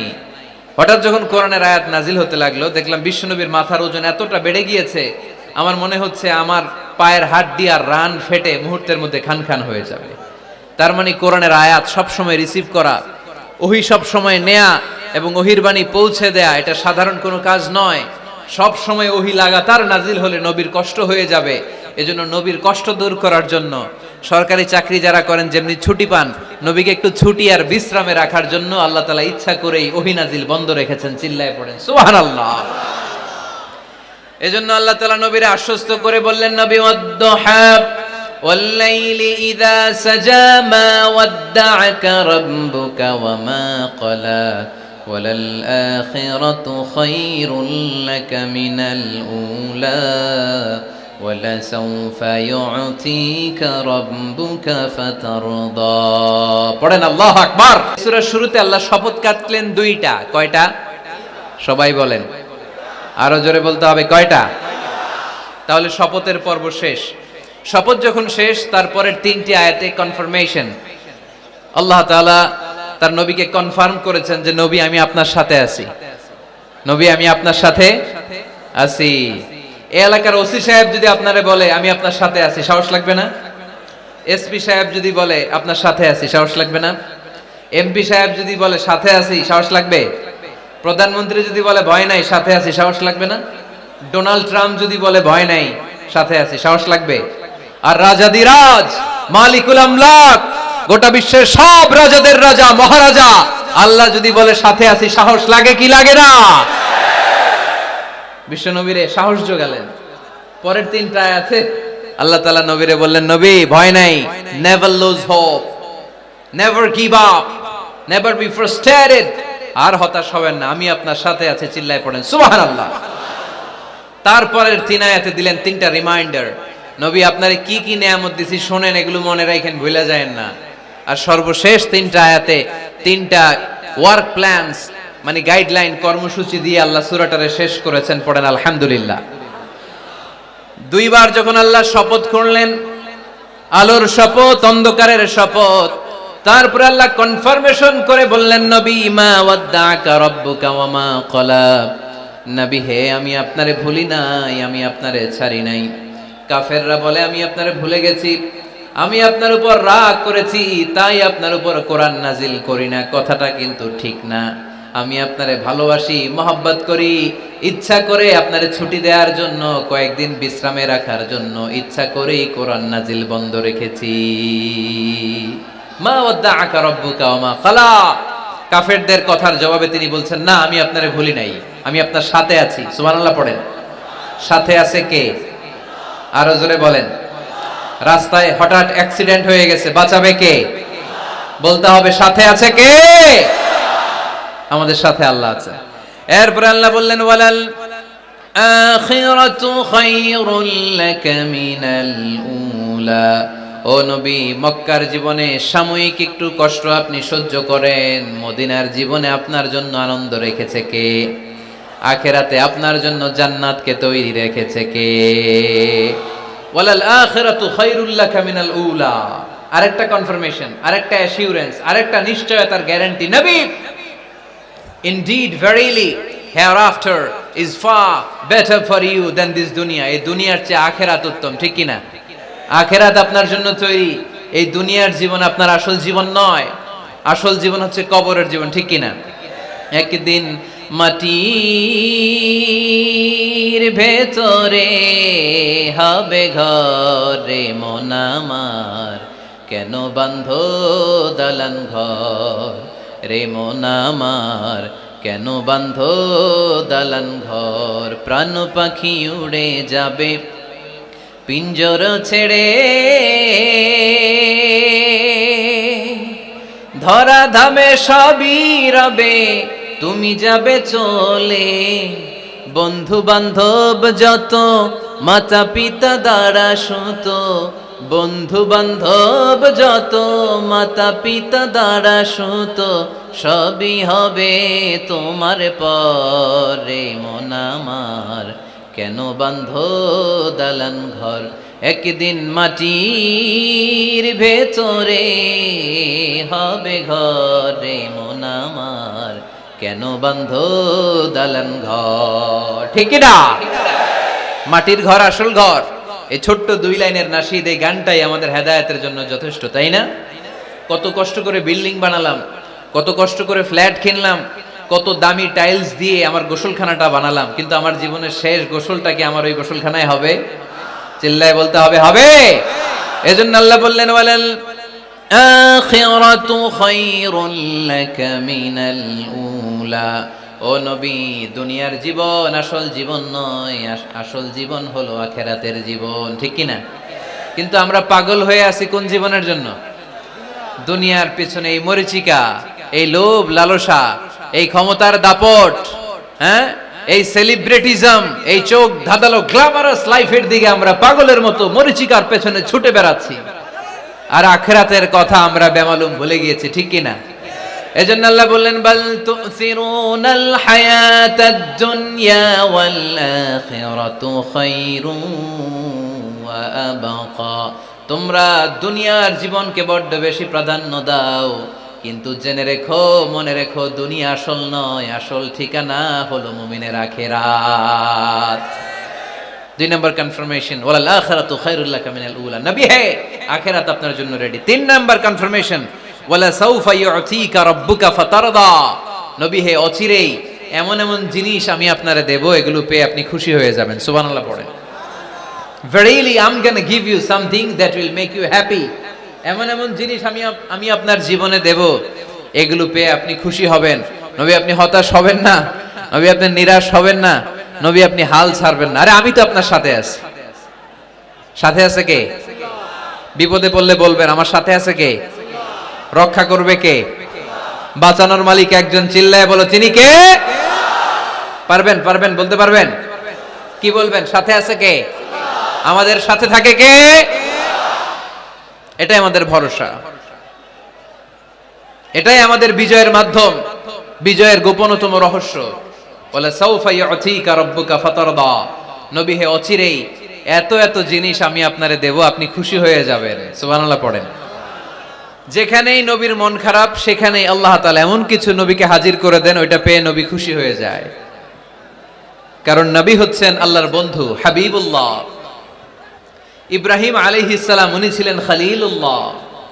ইব্রাহিম আলাইহিস সালাম আল্লাহর কি ছিলেন? কথা বলেন, খলিলুল্লাহ। আর আল্লাহর রাসূল সাল্লাল্লাহু আলাইহি ওয়াসাল্লাম হাবিবুল্লাহ। খলিল মানেও বন্ধু, হাবিব মানেও বন্ধু। খলিল মানে এমন বন্ধু যেই বন্ধু আল্লাহরে খুশি করার জন্য কাজ করে, আর হাবিব মানে এমন বন্ধু যেই বন্ধুরে খুশি রাখার জন্য আল্লাহ নিজেই কাজ করে। আল্লাহ রাসূল সাল্লাল্লাহু আলাইহি ওয়াসাল্লাম হচ্ছেন হাবিবুল্লাহ। আল্লাহ রাসূল সাল্লাল্লাহু আলাইহি ওয়াসাল্লাম কি?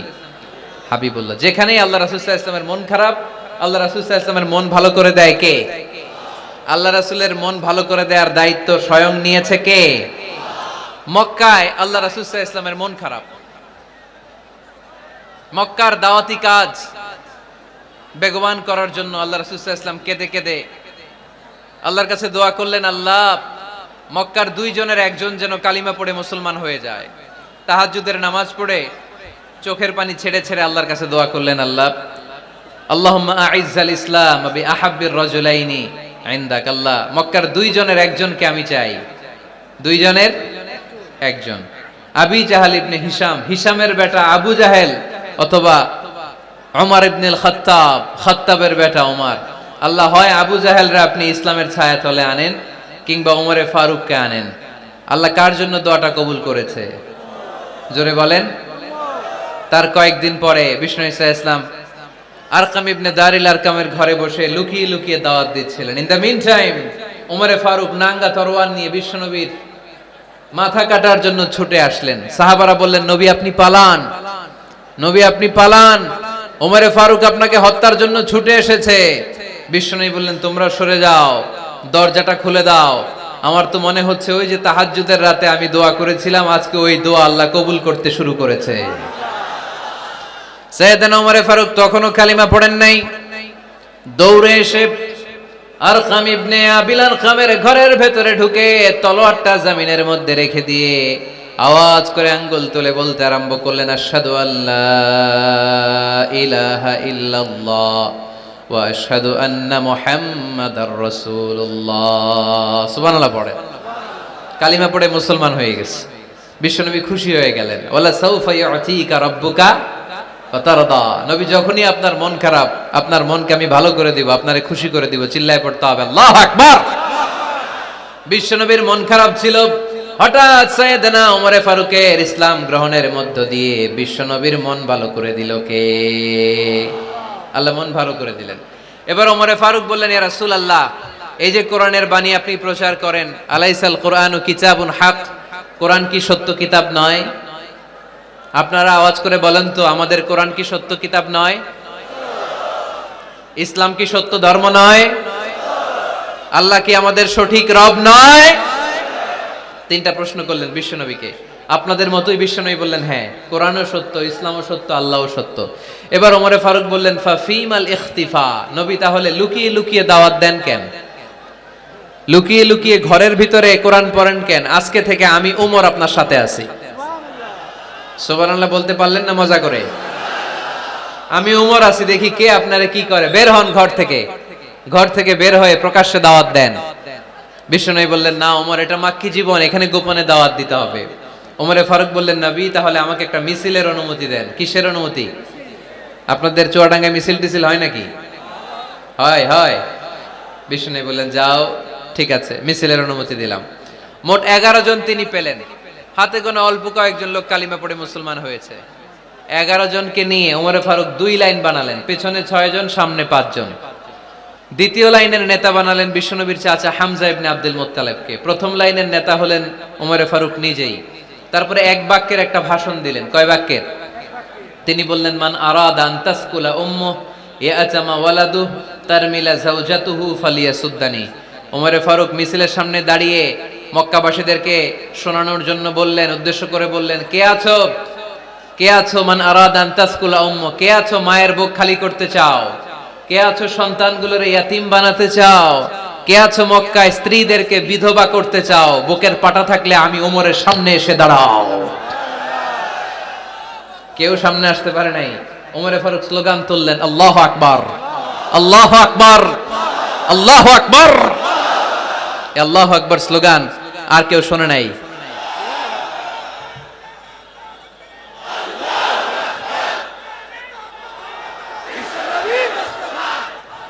বালিশ হইলে খুব ভালো হতো, একটা বালিশ হলে ভালো হতো।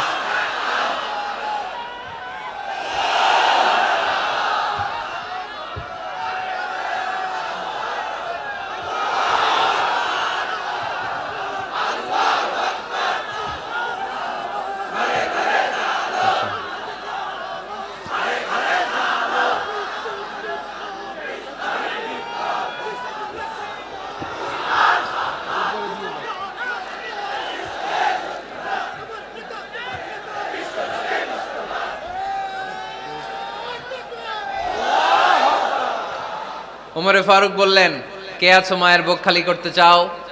কে আছো সন্তানগুলোরে এতিম বানাতে চাও? কে আছো স্ত্রীকে বিধবা বানাতে চাও? ফালিয়া সুদ্দানি, বুকের পাটা থাকলে সামনে এসে ঠেকাও। এই আল্লাহু আকবার স্লোগান শুরু করলেন। ওমরে ফারুক বললেন, কাবা ঘর যে ধরবো, কাবা ঘর ধরার আগ পর্যন্ত কেউ ওমরের মিছিল থামাতে পারবে। হঠাৎ মিছিল শুনে আবু জাহেল বের হয়ে এলো, উতবা, সাইবা, ওয়ালিদ ইবনে মুগীরা, সব নেতা খেতারা বের হয়ে আসলো। এসেই দেখে মিছিলের সামনে ওমর। মিছিলের সামনে কে? ওমরে ফারুককে দেখে সবগুলা দিছে দৌড়।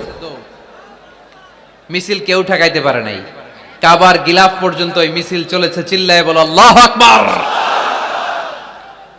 ওমরে ফারুক এমন নেতা ছিলেন, শুধু আবু জাহেলই না, মুনাফিকরা ওমরে ফারুককে দেখলে ভয় পেত। এমনকি শয়তান, ইবলিস শয়তান ওমরে ফারুককে দেখলে আরেক রাস্তা দিয়ে হাঁটতো। আল্লাহ রাসূল বলতেন, মা সালাকা শাইতান সালিকান ফাজ্জান ইল্লা সালাকা ফাজ্জান গায়রা ফাজ্জিক। ওমর, শয়তান যদি তোমাকে এই রাস্তা দিয়ে আসতে দেখে, শয়তান এই রাস্তা রেখে দিয়ে আরেক রাস্তা দিয়ে হাঁটে। আবার আল্লাহ রাসূল সাল্লাল্লাহু আলাইহি ওয়াসাল্লাম বলেছেন, লা নাবিয়্যা বা'দি ওয়ালা রাসূলা, আমার পরে কোনো নবীও নাই, কোনো রাসূলও নাই, তবে লাউ কানা বা'দি নাবিয়্যুন লাকানা উমর, আমার পরে যদি নবী হওয়ার যোগ্যতা কারো থাকে, আমার সাহাবী ওমরের সেই যোগ্যতা আছে। পড়েন সুবহানাল্লাহ। প্রভু তুমি বলেছো রাসূল দেবে না, বলনি দেবে না ওমর, বলনি দেবে না হামজা তারি, খালিদ বিজয় সমর। প্রভু তুমি বলেছো রাসূল দেবে না, বলনি দেবে না ওমর, বলনি দেবে না হামজা তারি, খালিদ বিজয় সমর। প্রভু তুমি বলেছো রাসূল দেবে না। সুবহানাল্লাহ পড়েন। ওমরে ফারুক, ওরকম একটা ওমরের দরকার বাংলাদেশে। চিল্লায় বলেন ঠিক কিনা? ওই একটা ওমর যদি বাংলাদেশে থাকতো, টেন্ডারবাজি একদিনে বন্ধ হয়ে যেত। ওই এক ওমরে ফারুক যদি বাংলার জমিনে থাকতো, চাঁদাবাজি থাকতো না। নুসরাতের মতো কোনো মেয়েকে ধর্ষিত হওয়া লাগতো না। পেঁয়াজের দাম বাড়িয়ে সাধারণ মানুষের কষ্ট দেওয়ার সাহস কেউ করতো না। লবণের মতো নিত্য প্রয়োজনীয় জিনিসের দাম বাড়ানোর গুজব তোলার মতো সাহস কেউ পেত না। চিল্লায় বলো ঠিক কিনা? কোটি কোটি টাকার নোট ছিঁড়ে ছিঁড়ে কেউ পানির মধ্যে ফেলার সাহস তুলতো না। চিল্লায় বলো ঠিক কিনা? এক লোক তার স্ত্রীকে 100 তালাক দিল। কয় তালাক? আরো জোরে বলেন। এবার স্ত্রী এসে বিচার দিল, ওমরে ফারুক, আমার স্বামী আমার 100 তালাক দিছে। ওমরে ফারুক বলেন, ঘটনা কি? তালাক দেবে 3 তালাক, তোমার স্বামী তোমার 100 তালাক দেয় কেন? স্বামীরে ডেকে নিয়ে আস। ডেকে নিয়ে আসা হলো, জিজ্ঞেস করা হলো, কিরে কয় তালাক দিলি? কয় 100 তালাক। ওমরে ফারুক বললেন, তালাক দিবা 3টা, 100 তালাক দিলা কেন? স্বামী বলে, মেজাজ খুব গরম আছিল। মেজাজ, আমাদের মাঝে মাঝে মেজাজ গরম থাকে না? সব তালাক দিয়ে ফেলায়। তুই তালাক, তোর মাও তালাক। কত বড় ডাকাইত! বউরেও তালাক দেয়, শাশুড়িরও তালাক মারে। আছে না নাই? আলহামদুলিল্লাহ চুয়াডাঙ্গা এরকম নাই। ওমরে ফারুক বললেন, দিবা 3 তালাক, 100 তালাক দিলা কেন? সে বলে, ওমরে ফারুক মেজাজ গরম ছিল। ওমরে ফারুক বললেন, তাই? মেজাজ গরম ছিল, ঠিক আছে আমি বিচার করতেছি। 3 তালাকে তোর বউ তালাক, বাকি 97 তালাক তোর পিঠের উপরে পড়বে। এরকম বিচার যদি বাংলার জমিনে থাকতো, কেউ আর এরকম ইসলামের কোনো বিষয় নিয়ে কথা বলার, ধৃষ্টতা দেখানোর সাহস পেত? কোরআনকে গালি দেওয়ার সাহস পেত? আমার নবীর নামে কার্টুন বানানোর সাহস পেত? আমার নবীকে নিয়ে ফিল্ম বানানোর সাহস পেত? বিশ্ব নবীকে গালি দেওয়ার সাহস পেত? ইসলাম নিয়ে কটু কথা বলার সাহস পেত? আমরা সব বিষয়ে কথা শুনতে রাজি। আমার নবীরে গালি দিলে খবর আছে না নাই? আমার নবীর দিকে যদি কেউ বা হাত তুলে তাকায়, ওই বা হাত কেমন করে ভেঙে দিতে হয় সেটাও আমরা জানি। চিল্লায় বলো ঠিক কিনা? ইসলামের বিরুদ্ধে যদি কথা বলে, ওইটা আমরা সহ্য করি না। চিল্লায় বলেন ঠিক কিনা? আমার নবীরে গালি দিলে, আমার কোরআনকে গালি দিলে, আমার আল্লাহরে গালি দিলে, আমার ইসলামকে গালি দিলে আমাদের কলিজায় আগুন ধরে কি ধরে না? নবীকে গালি দিলে কলিজায় আগুন লাগে? কোরআনকে গালি দিলে কলিজায় আগুন লাগে? কার কার কলিজায় আগুন লাগে হাত তুলে আল্লাহর দেখা।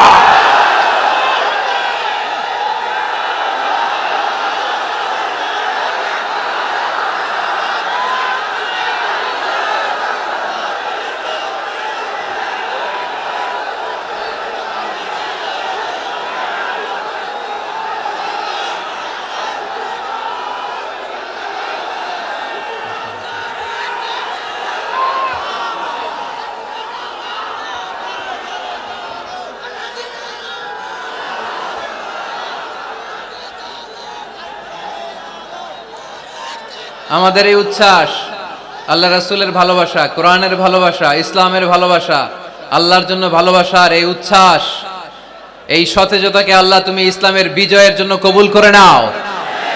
আমরা একটা ওমরের অপেক্ষায়, চিল্লায় বলেন ঠিক কিনা? ওই ওমরের মতো একটা নেতা হলে বাংলাদেশ সোজা হয়ে যাবে, চিল্লায় বলেন ঠিক কিনা? ওই ইমাম মাহাদির অপেক্ষায় আমরা আছি। 7 বছরের ব্যবধানে, 9 বছরের ব্যবধানে গোটা বিশ্বকে সাম্য, মৈত্রী, ভালোবাসা দিয়ে তিনি এক করে ফেলবেন, চিল্লায় বলে ঠিক কিনা? আমরা সেই ইমাম মাহাদির অপেক্ষায়। একজন ওমরই পারে গোটা বিশ্বটারে শান্তি, সাম্য, মানবতা আর ভ্রাতৃত্বের বন্ধনে অটুট রাখতে। সে ওমরে ফারুক যখন ইসলাম ধর্ম গ্রহণ করলেন, বিশ্বনবীর পেরেশানি দূর করে দিল কে? এজন্য আল্লাহ বললেন, ওয়ালা সাউফা ইউতিকা রাব্বুকা ফাতারদা। ও নবী, অচিরে এমন কিছু আমি আপনারে দান করব, এগুলো পেয়ে আপনি খুশি হয়ে যাবেন। সুবহানাল্লাহ পড়েন। যেখানেই নবী পেরেশান, ওইখানেই নবীর মন ভালো করে দেয় কে? মক্কা থেকে 80 কিলোমিটার দূরে তায়েফের ময়দান।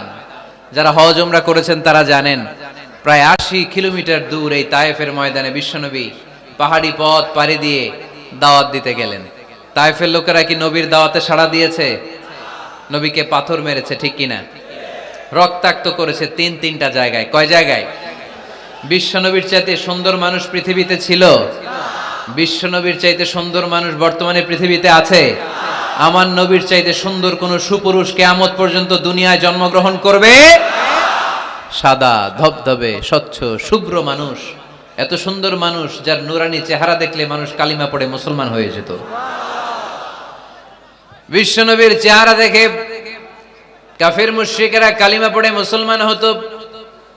আমার নবীর চেহারার মতো সুন্দর শুভ্র সাবলীল মানুষ দুনিয়ার বুকে দ্বিতীয়টা ছিল না। আমার ওই পেয়ারা নবীর গায়ে পাথর মেরেছে তায়েফের ছেলেরা। আমার নবীকে 3টা জায়গায় রক্তাক্ত করেছে, তারপরেও বিশ্বনবী তায়েফবাসীদের বদদুয়া দেয় নাই।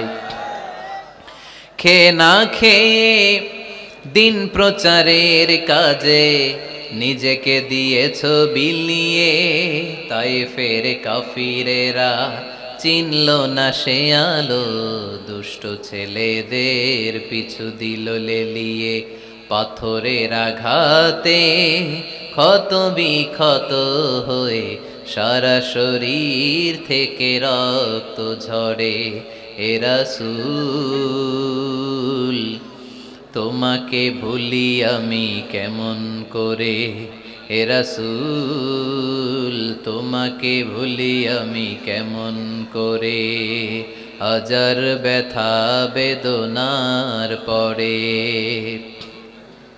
ফিরে আসনি তুমি আপন ঘরে, দিনের আলো তুমি ছড়িয়ে দিতে চলে গেলে মদিনায় মক্কা ছেড়ে। হে রাসূল, তোমাকে ভুলি আমি কেমন করে? হে রাসূল, তোমাকে ভুলি আমি কেমন করে? ঠিক না? ওই নবীকে ভোলা সম্ভব? ওই নবীর ভালোবাসা আমাদের হৃদয়ে আছে না নাই? বিশ্ব নবীকে 3টা জায়গায় আঘাত করল। এত শুভ্র সাবলীল সাদা দেহটা ছিঁড়ে ছিঁড়ে রক্ত বের হলো। বিশ্বনবী তায়েফবাসীদেরকে বদদুয়া দেয় নাই। বিশ্বনবী তায়েফবাসীদেরকে কোরআনের দাওয়াত দিতে গেলেন, তারা কোরআনের দাওয়াত মেনে নেয় নাই। বিশ্বনবী ওযু করলেন, গায়ের রক্তগুলোকে মুছে মুছে ফজরের সময় খেজুর বাগানের সামনে দাঁড়িয়ে ফজরের নামাজ শুরু করে দিলেন। বিশ্বনবী মন্ত্রমুগ্ধকর কণ্ঠ দিয়ে তেলাওয়াত করতে শুরু করলেন। ইন দ্য মিন টাইম বিশ্বনবীর পেছন থেকে একদল জিন বিশ্বনবীর কণ্ঠের কোরআন তেলাওয়াত শুনে কালিমা পড়ে মুসলমান হয়ে গেল। ফজরের সালাত শেষে আল্লাহ বিশ্বনবীরে ডেকে বললেন, নবী আপনার মন খারাপ কেন? জিব্রাইল মারফত জানিয়ে দিলেন মন খারাপ কেন। বিশ্বনবী বললেন, 80 মাইল পথ পাড়ি দিয়ে তায়েফের ছেলেদেরকে দাওয়াত দিতে এলাম, তারা আমার দাওয়াত কবুল করে নাই। শুধু দাওয়াত প্রত্যাখ্যান করলে চলতো, আমাকে মেরে রক্তাক্ত করে তায়েফের জমিনকে লাল করে দিয়েছে। একটা ছেলে যদি কালিমা পড়তো আমার কলিজাটা ঠান্ডা হতো, আমার পরানটা ঠান্ডা হয়ে যেত। একটা ছেলেও কালিমা পড়ে নাই, পাথর মেরে আমারে রক্তাক্ত করেছে। কি ছিল আমার অপরাধ? ওদেরকে জাহান্নামের আগুন থেকে বাঁচানোর জন্য আমি তায়েফে এসেছি, একটা লোক আমার ডাকে সাড়া দেয় নাই। বিশ্বনবীর মন খারাপ। আল্লাহ ডেকে বললেন, নবী মন খারাপ করবেন না, হতাশ হবেন না। আপনি জানেন না, আপনি দেখেন নাই, আমি আল্লাহ দেখেছি। আপনি যখন দাঁড়িয়ে দাঁড়িয়ে ফজরের নামাজের তেলাওয়াত করছিলেন, আপনার সুমধুর কণ্ঠের তেলাওয়াত শুনে একদল জিন কালিমা পড়ে মুসলমান হয়েছে। সামি'না কুরআনান আজাবা ইয়াহদি ইলার রুশদি ফাআমান্না বি। বিশ্বনবী যখন কালামুল্লাহ মাজিদ থেকে দাঁড়িয়ে দাঁড়িয়ে তেলাওয়াত করছিল, জিন জাতি বিশ্বনবীর কণ্ঠের তেলাওয়াত শুনে পাগল হয়ে গেল। জিনেরা এরকম বাক্য শুনে নাই এর আগে। জিনেরা মিলাই, কিরে এটা তো কোনো মন্ত্র না। জিনেরা মিলাই, কিরে এটা তো কবিতা না। এত সুন্দর কথা কার বাণী? এটা আল্লাহর বাণী ছাড়া অন্য কোনো বাণী হতে পারে না। এই সুন্দর বাণী শুনে তারা কালিমা পড়ে মুসলমান হয়ে গেল। আল্লাহ বিশ্বনবীর আশ্বস্ত করলেন, নবী আপনার কষ্ট বৃথা যায় নাই। মুমিনের কষ্ট কি কখনো বৃথা যায়? আওয়াজ করে বলো, বৃথা যায়? নবী আপনি দাওয়াত দিতে এসেছিলেন দৃশ্যমান এক জাতি, মানব জাতিকে, তায়েফের মানব জাতিকে দাওয়াত দিতে এসেছেন। ওরা দাওয়াত কবুল করে নাই তো কি হয়েছে? অদৃশ্য জাতি, জিন জাতি কালিমা পড়ে মুসলমান হয়ে গিয়েছে। ওয়ালা সাউফা ইউতিকা রাব্বুকা ফাতারদা। নবী অচিরেই এমন এমন সুসংবাদ আপনারে শোনাবো, আপনি খুশি হয়ে যাবেন। বিশ্বনবী যখন শুনলেন তায়েফবাসী কালিমা পড়ে নাই, কি হয়েছে? জিন জাতি তো পড়ছে। বিশ্বনবী আবার খুশি হয়ে গেলেন। সুবহানাল্লাহ পড়ে। এইভাবে বিশ্বনবীর মন খারাপ হলে বিশ্বনবীর মন ভালো করে দেয় কে? মক্কার জমিনে বিশ্বনবীকে হত্যার ষড়যন্ত্র করা হলো। বিশ্বনবী আর থাকতে পারলেন না। বিশ্বনবীকে আল্লাহ বললেন, নবী আপনার জন্য আর গ্রিন সিগন্যাল নাই, মক্কা থেকে আপনাকে চলে যেতে হবে মদিনায়। আপনি চলে যান, আপনার বন্ধু আবু বকরকে নিয়ে হিজরত করে চলে যান। বিশ্বনবী চলে যাচ্ছিলেন আর মক্কার দিকে তাকিয়ে চোখের পানি ছাড়ছিলেন আর বলছিলেন, মক্কা তো হাব্বুল বিলাদ ইলাইয়া, মক্কা আমার কাছে সবচাইতে শ্রেষ্ঠ শহর। লাউলা উখরিজতু লামা খারাজতু মিনহা, মক্কা থেকে যদি আমারে বের করে দেয়া না হতো আমি মক্কা থেকে বের হতাম না। আমার কথা কি আপনারা শুনতেছেন? অনেক রাত হয়েছে, এবার শেষ করে দেই। এত লোক যেতে কয়েক ঘন্টা লাগবে, পুরো চুয়াডাঙ্গা জেলা জ্যাম হয়ে যাবে। শেষ করে দিব নাকি আরো 2-1 মিনিট শুনবেন? শুনবেন? ঠিক আছে, তাহলে বসেন। রাসূল সাল্লাল্লাহু আলাইহি ওয়াসাল্লাম বললেন, মক্কা থেকে যদি আমার বের করে দেয়া না হতো আমি বের হতাম না। চোখের পানি ছাড়লেন। মাতৃভূমি ছেড়ে চলে যেতে হবে। আপনাদের জেলার নাম কি? আরো জোরে বলেন। চুয়াডাঙ্গারে বেশি পছন্দ করেন না বোধহয়, এজন্য আওয়াজটা জোরসে হয় নাই। আপনাদের প্রাণের জেলার নাম কি? চুয়াডাঙ্গা। জোর করে যদি চুয়াডাঙ্গা থেকে বের করে আপনারা সিলেটে পাঠায় দেয়, ভালো লাগবে? বিশ্বনবীকে মক্কা থেকে মদিনায় পাঠিয়ে দেয়া হলো। জন্মভূমি ছেড়ে বিশ্বনবী মদিনায় যাচ্ছেন, মনটা খুব খারাপ। প্রথম যখন মানুষ বিদেশে যায় এয়ারপোর্টে কাঁদে না? এয়ারপোর্টে গেছেন আপনারা? আহা, পরিবার পরিজনদেরকে কেঁদে কেঁদে অশ্রু সিক্ত নয়নে বিদায় দেয়। বিশ্বনবীও চোখের পানি ছেড়ে মক্কাকে বিদায় জানালো। মন খুব খারাপ, কিন্তু মদিনায় যেয়ে দেখে এলাহি কাণ্ড। মদিনার উপকণ্ঠে সানিয়াতুল ওয়াদা নামক জায়গায় আবাল বৃদ্ধ বনিতা দফ বাজিয়ে বাজিয়ে বিশ্বনবীরে ওয়েলকাম করতে শুরু করলো। তলাআল বাদরু আলাইনা মিন সানিয়াতিল ওয়াদা ওয়াজাবা শুকরু আলাইনা মাদআ লিল্লাহি দা আইয়ুহাল মাবউসু ফিনা جئت من أمر المطاع جئت شرفت المدينة مرحبا يا خير دا যারা পারেন পড়েন। طلع البدر علينا من ثنيات الوداع وجب الشكر علينا ما دعا لله دا পড়েন না আল্লাহু আকবার।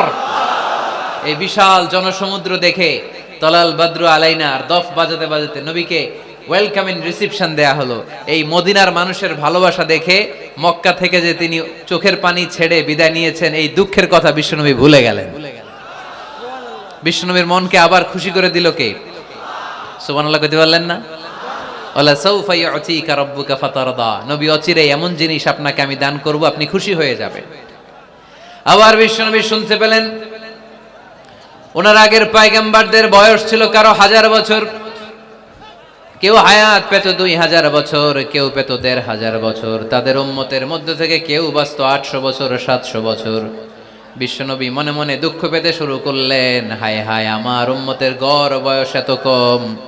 আগের উম্মতেরা হায়াত পেয়েছে বেশি, ইবাদত করার সুযোগও পেয়েছে বেশি, আমার গুনাহগার উম্মতেরা হায়াত পাবে কম, তাই ইবাদতের সুযোগও তাদের কম। ঠিক কি না? আল্লাহ রাসূল সাল্লাল্লাহু আলাইহি ওয়াসাল্লাম ফরমান, আ'মার উম্মতি মা বাইনা আস-সিত্তিন ইলা 70। আমার উম্মতের গড় বয়স 60 থেকে 70। 60 থেকে 70 এর মধ্যে আমার উম্মতের বেশিরভাগ লোক মারা যাবে। ওয়া আকাল্লুহুম মান ইয়াজুযু যালিক, হাতে গোনা অল্প কয়েকজনই 70 এর বেশি হায়াত পাবে। আপনাদের চুয়াডাঙ্গার কি অবস্থা? কত হায়াত পায় মানুষ? 80 বছর বয়স পেয়েছেন এরকম কেউ আছে নাকি আজকের মাহফিলে? 80 বছরের মুরব্বী কেউ আছেন? নাই। 70 বছর হায়াত পেয়েছেন কেউ আছে? হ্যাঁ, আছে আছে। 60 বছর বয়স আছে? 60 বছর আছেন। 50 আছে কার কার দেখি? 50। টরিক ভাইয়ের বয়স কত? শহীদ ভাই বয়স কত চলে? 50। মাশাআল্লাহ, আরো 50 বছর আল্লাহ বাঁচায় রাখুক। সবাই পড়ি আমিন। তো রাসূল সাল্লাল্লাহু আলাইহি ওয়াসাল্লাম চিন্তিত হলেন, হায় রে, আগের উম্মতেরা হায়াত পাইতো 1000 বছর, 1500 বছর, আমার উম্মত 60 থেকে 70 এর মধ্যে সব মরে যাবে। ওরা ইবাদত করার সুযোগ পেয়েছে বেশি, আমার উম্মতের কি হবে? সুবহানাল্লাহ কইবেন না? কি দরদ আমাদের জন্য, কি মায়ার নবী, কি দয়ার নবী। আমার নবীর চাইতে দয়ালু মানুষ পৃথিবীতে ছিল? আমার নবীর চাইতে বিশ্বস্ত মানুষ পৃথিবীতে আছে? আহমদ বড় বিশ্বস্ত, সে কোন বন্ধু বলো বেশি বিশ্বস্ত, সে কোন বন্ধু বলো বেশি বিশ্বস্ত, কার কাছে মন খুলে দেয়া যায়, কার কাছে প্রাণ খুলে দেয়া যায়, হওয়া যায় অতি আশ্বস্ত, তার নাম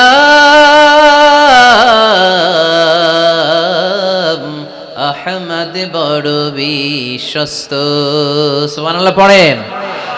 আমার নবীর চাইতে বিশ্বস্ত আর কেউ আছে? আমার নবীর চাইতে দিলদরিয়া আর কেউ আছে? আমার নবীর চাইতে দয়ালু কোন মানুষ পৃথিবীর জমিনে আছে? ওমা আরসালনাকা ইল্লা রাহমাতাল লিল আলামিন, I have sent you as a mercy for the entire universe. নবী হে, আমি গোটা বিশ্বের জন্য আপনাকে রহমত করে প্রেরণ করেছি। চিল্লায় পড়েন সুবহানাল্লাহ। আবার বিশ্বনবী ফরমান, লিকুল্লি নবিয়িন দাওয়া মুস্তাজাবা, দুনিয়ার সব নবীকে আল্লাহ একটা করে বিশেষ দোয়া করার সুযোগ দিয়েছে। এই দোয়াটা করার সাথে সাথে এই দোয়াটা আল্লাহ কবুল করে নিয়েছে। আর দুনিয়ার বুকে যত নবী এসেছিল সব নবীরা তাদের দোয়াটা দুনিয়ায় শেষ করে ফেলেছে। ওয়া ইন্নী আখতাবিউ দাওয়াতি শাফাআতান লিউম্মতি ইয়াউমাল কিয়ামাহ, কিন্তু আমি আমার স্পেশাল দোয়াটা দুনিয়ার বুকে করি নাই, আমি কিয়ামতের দিন আমার উম্মতদেরকে সুপারিশ করার জন্য স্পেশাল দোয়াটা রেখে দিয়েছি। আমার নবী দোয়াটা রেখে দিয়েছে আমার জন্য, আপনার জন্য, আমাদের জন্য। বিশ্বনবী দোয়াটা করে নাই। সব নবী আল্লাহর পক্ষ থেকে কয়টা দোয়া পাইছে স্পেশাল? সবাই বলেন না? একটা। ওই দোয়া করার সাথে সাথেই কবুল হবে। একটা করে দোয়া, সব নবীরা ওই দোয়াটা দুনিয়াতেই করেছে। কোন নবী বাকি নাই, সব নবী দোয়াটা দুনিয়াতেই কাজে লাগিয়ে ফেলেছে আমার নবী ছাড়া। আমার নবী কি দোয়াটা দুনিয়াতে করছে? দুনিয়ায় বিশ্বনবী বিপদে পড়েন নাই, ওই দোয়াটা করলেই বিপদ থেকে মুক্তি পেতেন। কিন্তু আমার জন্য, আপনার জন্য, আমাদের জন্য রেখে দিয়েছেন। কিয়ামতের দিন আমরা যখন বিপদে পড়ে যাব, আমাদেরকে বিপদ থেকে উদ্ধার করার জন্য বিশ্বনবী ওই দোয়াটা করে আমাদেরকে উদ্ধার করবে। চিল্লায় এখন সুবহানাল্লাহ। বিশ্বনবী কিয়ামতের দিন শুধু কাঁদতে থাকবে, আকাশের জল জলে সূর্যটা মাথার কাছে চলে আসবে, মাথার মগজগুলো ভাতের মাড়ের মতো গলে গলে নাকের ছিদ্র কানের ছিদ্র দিয়ে বেয়ে বেয়ে পড়বে। তৃষ্ণায় ক্ষুধায় জিহ্বাটা বের হয়ে কুকুরের মতো নাভিস্থল পর্যন্ত ঝুলতে থাকবে। জমিনটারে তামার জমিন বানিয়ে দেওয়া হবে, সবাই শুধু বলবে ইয়া নাফসি, আল্লাহ তুমি আমারে বাঁচাও।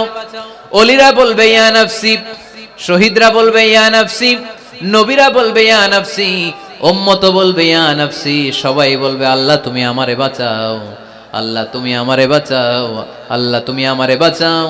ঠিক ওই মুহূর্তে বিশ্বনবী পিয়ারা নবী মাকামে মাহমুদে সেজদায় পড়ে কাঁদবে। তিনি ইয়া নাফসি না বলে চিৎকার করে কেঁদে কেঁদে বলবে উম্মতি উম্মতি রবলি হাবলি উম্মতি, ও রব আমার উম্মতকে তুমি বাঁচাও। পুরো কিয়ামত জুড়ে চিৎকার ইয়া নাফসি, আল্লাহ আমারে বাঁচাও। বিশ্বনবী বলবে ইয়া উম্মতি, আল্লাহ উম্মতরে বাঁচাও। সুবহানাল্লাহ পড়বেন না? বিশ্বনবী মাথা তুলবেন না। রব্বুল আলামিন সাইয়েদনা জিবরাইল আলাইহিস সালামকে পাঠাবেন, জিবরাইল যাও নবীকে জিজ্ঞেস করো ইয়া নবী আল্লাহি মা ইউবকি, কেন আপনি কাঁদেন? বিশ্বনবী মাথা তুলবেন না, সিজদারত অবস্থায় উত্তরে বলবেন উম্মতি উম্মতি, আল্লাহ আমার উম্মতের কি হবে আপনি বলেন, আমার উম্মতরে আপনি বাঁচান। সাইয়েদনা জিবরাইল এসে বলে ও মাবুদ, আপনার নবী বলে উম্মতের কি হবে, উম্মতের কি হবে? আল্লাহ বলেন জিবরাইল আমার নবীরে যে বলো ইন্না সানুরদিকা ফি উম্মাতিক ফালা নাসুক, আমি আমার নবীর দুনিয়ার বুকে যখন মন খারাপ ছিল তখন যেমনি মন ভালো করে দিয়েছি, আজকেও আমার নবীর উম্মতের ব্যাপারে এমন একটা ঘোষণা আমি দেব, এই ঘোষণা শুনে আমার নবী খুশি হয়ে যাবে। সারা দুনিয়াতে দুনিয়ার বুকে নবী যখনই পেরেশান, নবীর মন খারাপ, আমি যেমনি মন ভালো করে দিয়েছি, আজকেও এই কিয়ামতের ময়দানে নবীকে এমন ঘোষণা শোনাবো, এই ঘোষণা শুনে আমার নবী খুশি হয়ে যাবে। চিল্লায় পড়তে হবে আল্লাহু আকবার। আল্লাহ তখন বলবে নবী মাথা তোলেন, মাথা তোলেন, ইরফা রাসাক, নবী মাথা তোলেন, সাল তুতা, আপনার কান্না আমার সহ্য হয় না, সাল তুতা, যা চাবেন তাই দেব। ইশফা তুশাফা, যার ব্যাপারে আপনি আজকে সুপারিশ করবেন তার জন্য আমি সুপারিশ কবুল করে নেব।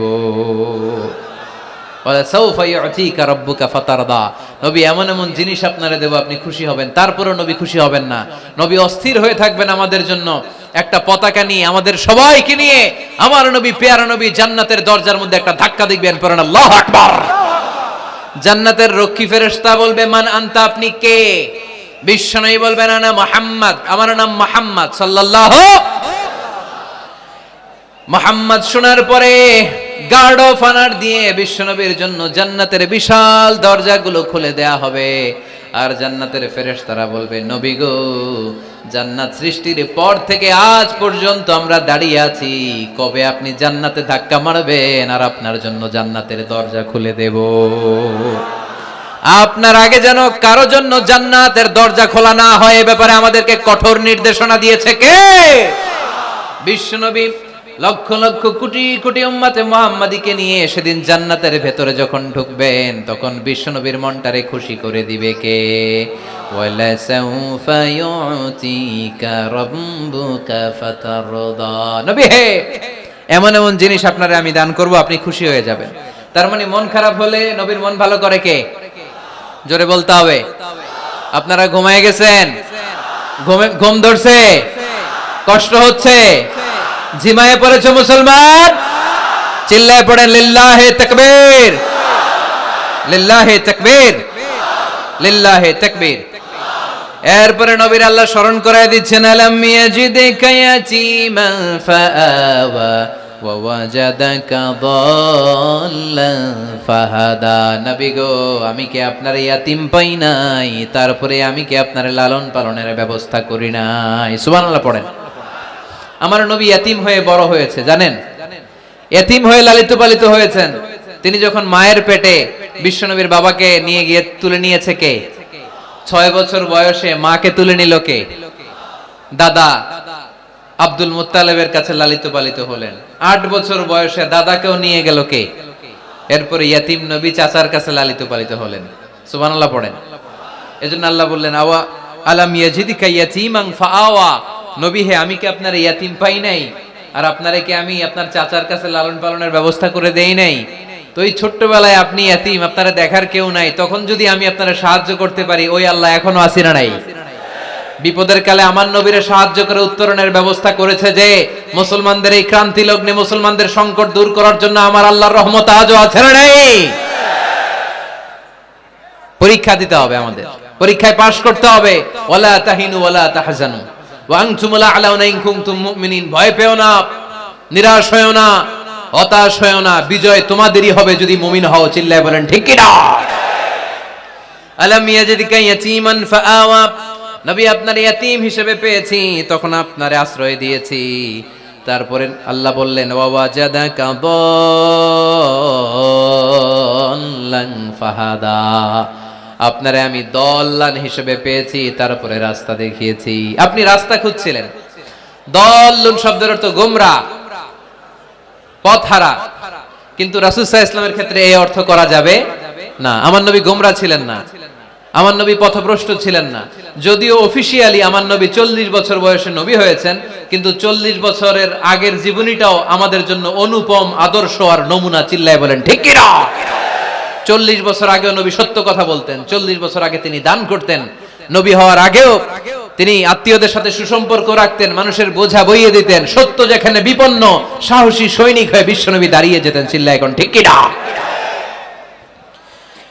এজন্য আল্লাহ বললেন ওয়াজাদাকা দাল্লান ফাহাদা, নবী আপনি পথ খুঁজছিলেন, আমি আপনারে পথ দেখিয়েছি। আমাদেরকে পথ দেখায় কে?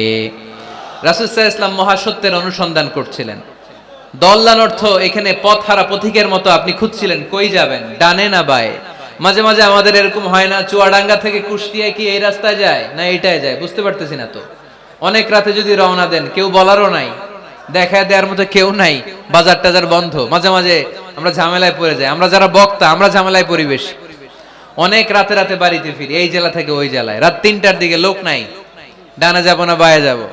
পুলিশ ভাইরা মাঝে মাঝে সহায়তা করে, অনেক সময় পুলিশও নাই, তখন ভরসা একজনের উপর, তিনি কে? তো রাসূল সাল্লাল্লাহু আলাইহি ওয়াসাল্লাম সত্যের পথ খুঁজছিলেন, ডানে না বায়ে। আল্লাহ বললেন বায়ে না, ডানে যান। ফাহাদা, আল্লাহ হেদায়েতের রাস্তায় তুলে দিলেন। সুবহানাল্লাহ পড়েন। আমরা যদি পথ ভুলে যাই, আমাদের পথ দেখায় কে? সবাই বলেন আমাদের পথ দেখায় কে? আমি যদি কোনদিন পথ ভুলে যাই, হাতছানি দিয়ে কাছে নিও, মমতার বন্ধনে আমায় বেঁধে সব ভুল ক্ষমা করে দিও। পড়েন, আমি যদি কোনদিন পথ ভুলে যাই, হাতছানি দিয়ে কাছে নিও, মমতার বন্ধনে আমায় বেঁধে সব ভুল ক্ষমা করে দিও। পড়েন আমিন। আমাদের পথ দেখায় কে? আমরা প্রতিদিন পড়ি ইহদিনাস সিরাতাল, সবাই পড়েন ইহদিনাস সিরাতাল। ও আল্লাহ আমাদেরকে সরল সঠিক পথ দেখাও। আল্লাহ বললেন নবী আপনাকে আমি পথ দেখিয়েছি। এরপর আল্লাহ বললেন ওয়াজাদাকা আইলান ফাআগনা, নবী আপনি ছিলেন নিঃস্ব, আপনার টাকা পয়সা ছিল না। খাদিজার সাথে বিয়ে দেওয়ার মাধ্যমে আমি আপনার নিঃস্বতা দূর করে ধনী বানিয়ে দিয়েছি। সুবহানাল্লাহ পড়েন। রাসূল সাল্লাল্লাহু আলাইহি ওয়াসাল্লাম মেষ চড়াতেন। মা বাআসাল্লাহু নাবিয়ান ইল্লা রাআল গানাম, এই পৃথিবীতে এমন কোন নবী নাই যেই নবী ছাগল চড়ায় নাই। আপনারা ছাগল চড়ান তো? আপনাদের তো এই যে কি বলে ব্ল্যাক গোট, চুয়াডাঙ্গার ব্ল্যাক গোট নাকি সারা দুনিয়ায় বিখ্যাত। হ্যাঁ, ব্ল্যাক বেঙ্গল কি বলে, ব্ল্যাক বেঙ্গল। ছাগল পালেন কে কে দেখি তো চুয়াডাঙ্গায়? ওরে আল্লাহ, ছাগল তো নিয়ে যাওয়া লাগবে কয়েকটা, দেখা যায় অনেক ছাগল। মেহেরপুরে বিখ্যাত না? মাশাআল্লাহ, চুয়াডাঙ্গার ছাগল অনেক বিখ্যাত। তো সব নবীরা ছাগল ছড়িয়েছেন। বুখারীর বর্ণনা, মা বাআসাল্লাহু নাবিয়ান ইল্লা রাআল গানাম, এই পৃথিবীতে এমন কোন নবী নাই যে নবী ছাগল চড়ায় নাই। বিশ্বনবী ছাগল চড়াতেন অল্প কিছু পারিশ্রমিকের বিনিময়ে। সুবহানাল্লাহ পড়েন। কারণ আমার নবী শিখিয়েছেন পরিশ্রমে লজ্জা নেই, লজ্জা অলসতায়। ঠিক কি না? পরিশ্রমে কোনো লজ্জা আছে? লজ্জা অলসতায়। ঠিক কি না? রাসূল সাল্লাল্লাহু আলাইহি ওয়াসাল্লামের টাকা পয়সা ছিল না। আম্মাজান খাদিজাতুল কুবরা রাদিয়াল্লাহু তাআলা আনহার সাথে যখন বিয়ে হলো, বিয়ের পরে এই ধনাঢ্য মহিয়সী নারী বললেন, ইয়া রাসূলুল্লাহ, আমার সম্পদের দরকার নাই, আমি আপনারে পেয়েছি, আপনারে পেয়ে আমি খুশি। আমার সব সমুদয় সম্পত্তি আপনার পায়ের সামনে আমি ঢেলে দিলাম, আপনি ইচ্ছা মতো ইসলামের জন্য, ইসলাম প্রচারে এই সম্পদ ব্যয় করা শুরু করে দেন। সুবহানাল্লাহ পড়তে পারলেন না? ওয়াজাদাকা আইলান ফাআগনা, তাফসিরে এসেছে ফাআগনা বিখাদিজা, নবী আপনি ছিলেন নিঃস্ব, দরিদ্র, টাকা পয়সা ছিল না, খাদিজার সাথে বিয়ের মাধ্যমে আমি আপনার ধনী বানাই দিলাম। তার মানে নবী আপনি ছিলেন ইয়াতীম, আপনারা আমি লালন পালনের ব্যবস্থা করে দিলাম, আপনি পথ খুঁজছিলেন কোন পথে আগাবেন, পথ দেখাইয়ে দিলাম। আপনি নিঃস্ব ছিলেন, আমি আপনার লালন পালনের ব্যবস্থা করে দিলাম, পথ দেখাইয়ে দিলাম। আপনার টাকা পয়সা ছিল না, খাদিজার সাথে বিয়ের মাধ্যমে ধনী বানাইয়ে দিলাম। সুবহানাল্লাহ। নবীর মন খারাপ তো, নবীর মন ভালো করার চেষ্টা করতেছে। দেখেন বন্ধু বন্ধু রাগ ভাঙায় কি করে। ও নবী আপনি রাগ করেন কেন? ওই যে আপনি ছোটবেলায় কষ্টে ছিলেন, আমি তো ঠিক করে দিলাম সব। ও নবী আপনি পথ খুঁজতেছিলেন, বিপদে ছিলেন, আমি তো পথ দেখাই দিলাম।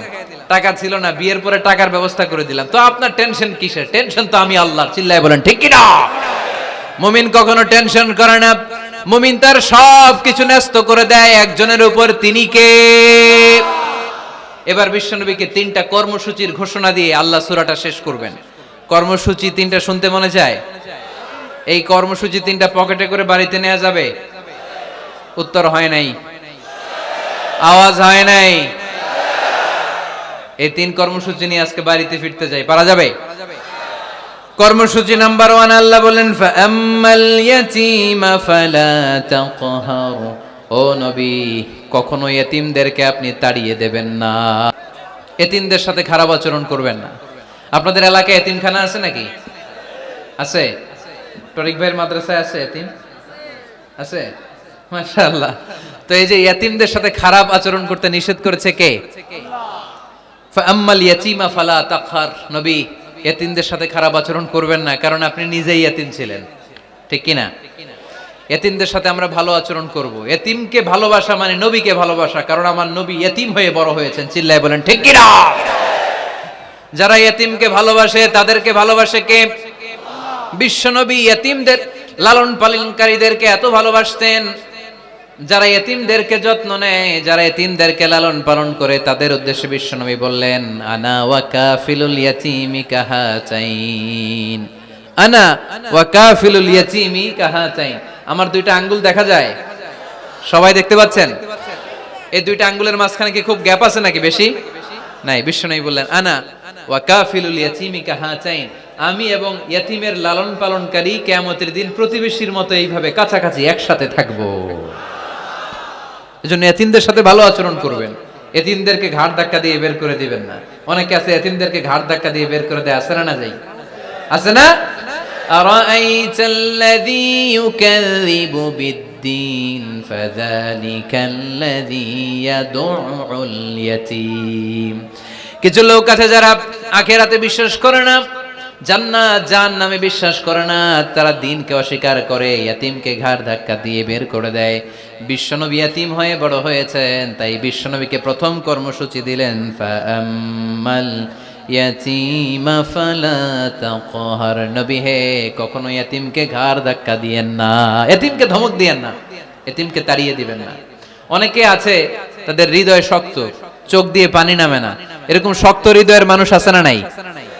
কান্না আসে না, হৃদয় নরম হয় না। এক সাহাবী এসে বললেন ইয়া রাসূলুল্লাহ আমার হৃদয়টা বড় শক্ত, আমার কলবটা বড় শক্ত, আমার চোখ দিয়ে পানি নামে না, আমার হৃদয়টা আমি নরম করতে চাই, কি করে নরম করব? বিশ্বনবী বললেন হৃদয় নরম করতে চাও? ইরহামিল ইয়াতীম, এতিমের প্রতি রহম দিল হও। ওমসাহ রাসা, এতিমের মাথায় হাত বুলিয়ে দাও। ও আতঈমহু মিন তাআমিক, তুমি যা খাবে ওখান থেকে এতিমরেও খাও। তালিনু কলবুক, তোমার হৃদয়টারে নরম করে দিবে কে? ওয়া তুদরাকু হাজাতুক, তোমার মনের নেক মাকাসেদ পূরণ করে দিবে কে? এজন্য মাঝে মাঝে একটু এতিমখানায় যাবেন, এতিমদের সাথে বসবেন, ওদেরকে একটু সদকা করবেন, দান সদকা করবেন, ওদেরকে খাওয়াবেন, ওদের মাথায় হাত বুলিয়ে দিবেন, আপনার হৃদয়টারে নরম করে দিবে কে? বাংলাদেশে কিছু লোক আছে এতিমরে আদর করা তো দূরের কথা, এতিমের মাল টাল খেয়ে সব সাবার করে দেয়, এরকম আছে না নাই? এতিমের সম্পদ খেয়ে ফেলে এরকম ডাকাইত আছে না নাই? ভাই মারা গিয়েছে, ভাতিজা আহা মরার আগে ভাই তার আরেক ভাইকে সম্পদ দিয়ে গেল, আমার ছেলেটারে দেখো এতিম, ছেলের তো কিছু দেয় নাই, ভাতিজার জন্য তো কিছু রাখেই নাই, সব খায় শেষ করে ফেলছে, এরকম আছে না নাই? আল্লাহ বললেন খবরদার এতিমের সম্পদ মেরে দিও না, এতিমের সম্পদ খেয়ে ফেলো না। যারা এতিমের সম্পদ অন্যায় ভাবে খাও, তারা পেটে এতিমের সম্পদ ঢুকাও নাই, জাহান্নামের আগুন পেটে ঢুকিয়েছো, ঠিক কি না? আল্লাযীনা ইয়াকুলুনা আমওয়ালাল ইয়াতামা যুলমান ইন্নামা ইয়াকুলুনা ফী বুতুনিহিম নারা ওয়া সায়াসলাউনা সাঈরা। যারা এতিমের সম্পদ অন্যায় ভাবে খায়, তারা ইয়েতিমের সম্পদে খায় নাই, খেয়েছে জাহান্নামের আগুন। কার কথা? আরো জোরে বলেন, কার কথা? এজন্য আমরা ইয়েতিমের সাথে খারাপ আচরণ করব না। চুয়াডাঙ্গার সম্পদশালী ভাইয়েরা ইয়েতিমের সাথে ভালো আচরণ করেন, ইয়েতিমের মাথায় হাত বুলিয়ে দেন, ইয়েতিমকে খাওয়ান। ইয়েতিমরে ভালোবাসা মানে আমার নবীরে ভালোবাসা, কারণ আমার নবী ইয়েতিম ছিলেন, ঠিক কি না? প্রথম কর্মসূচি ইয়েতিমদের যত্ন নিও। দ্বিতীয় কর্মসূচি ওয়া আম্মাস সাইলা ফালা তানহার। নবী হে, 2 নাম্বার কর্মসূচি, ভিক্ষুককে ধমক দিয়ে কখনো তাড়িয়ে দিও না। সুবহানাল্লাহ পড়েন। ভিক্ষুককে তাড়িয়ে দেয়া যাবে? দিতে না পারলে, আপনার কাছে না থাকলে ভদ্রভাবে বলবেন ভাই নাই, কিন্তু ধমক দিবেন কোনোদিন? দরজায় এসে যদি দাঁড়ায়, কিছু টাকা দেন, কিছু চাইল দেন, 2টা ডিম দেন, ধমক দিবেন? ধমক দিবেন? আপনারা বাড়িওয়ালা বানাইছে কে? উত্তর দেন না কেন? বাড়িওয়ালা বানাইছে কে? ওকে ভিক্ষুক বানিয়েছে কে? ওকে বাড়িওয়ালা বানিয়ে আপনারও ভিক্ষুক বানাতে পারতো কে? গাড়ি দিয়ে আমরা রাস্তায় ছুটি, জ্যামের মাঝখানে যখন আটকায় অনেকে এসে টাকা চায়, সুযোগ হলে দিয়েন, ধমক দিয়েন না, মনে কষ্ট দিয়েন না, খবরদার। ইয়েতিমের মনে যদি কষ্ট লাগে, আপনার দুনিয়াও শেষ, আখিরাতও শেষ, ঠিক কি না? খবরদার, যারা ফরিয়াদি, যারা সাইল, যারা ভিক্ষুক, যারা হাত পাতে, তাদের সাথে খারাপ আচরণ করো না। নবী হে, তাদেরকে ধমক দিও না।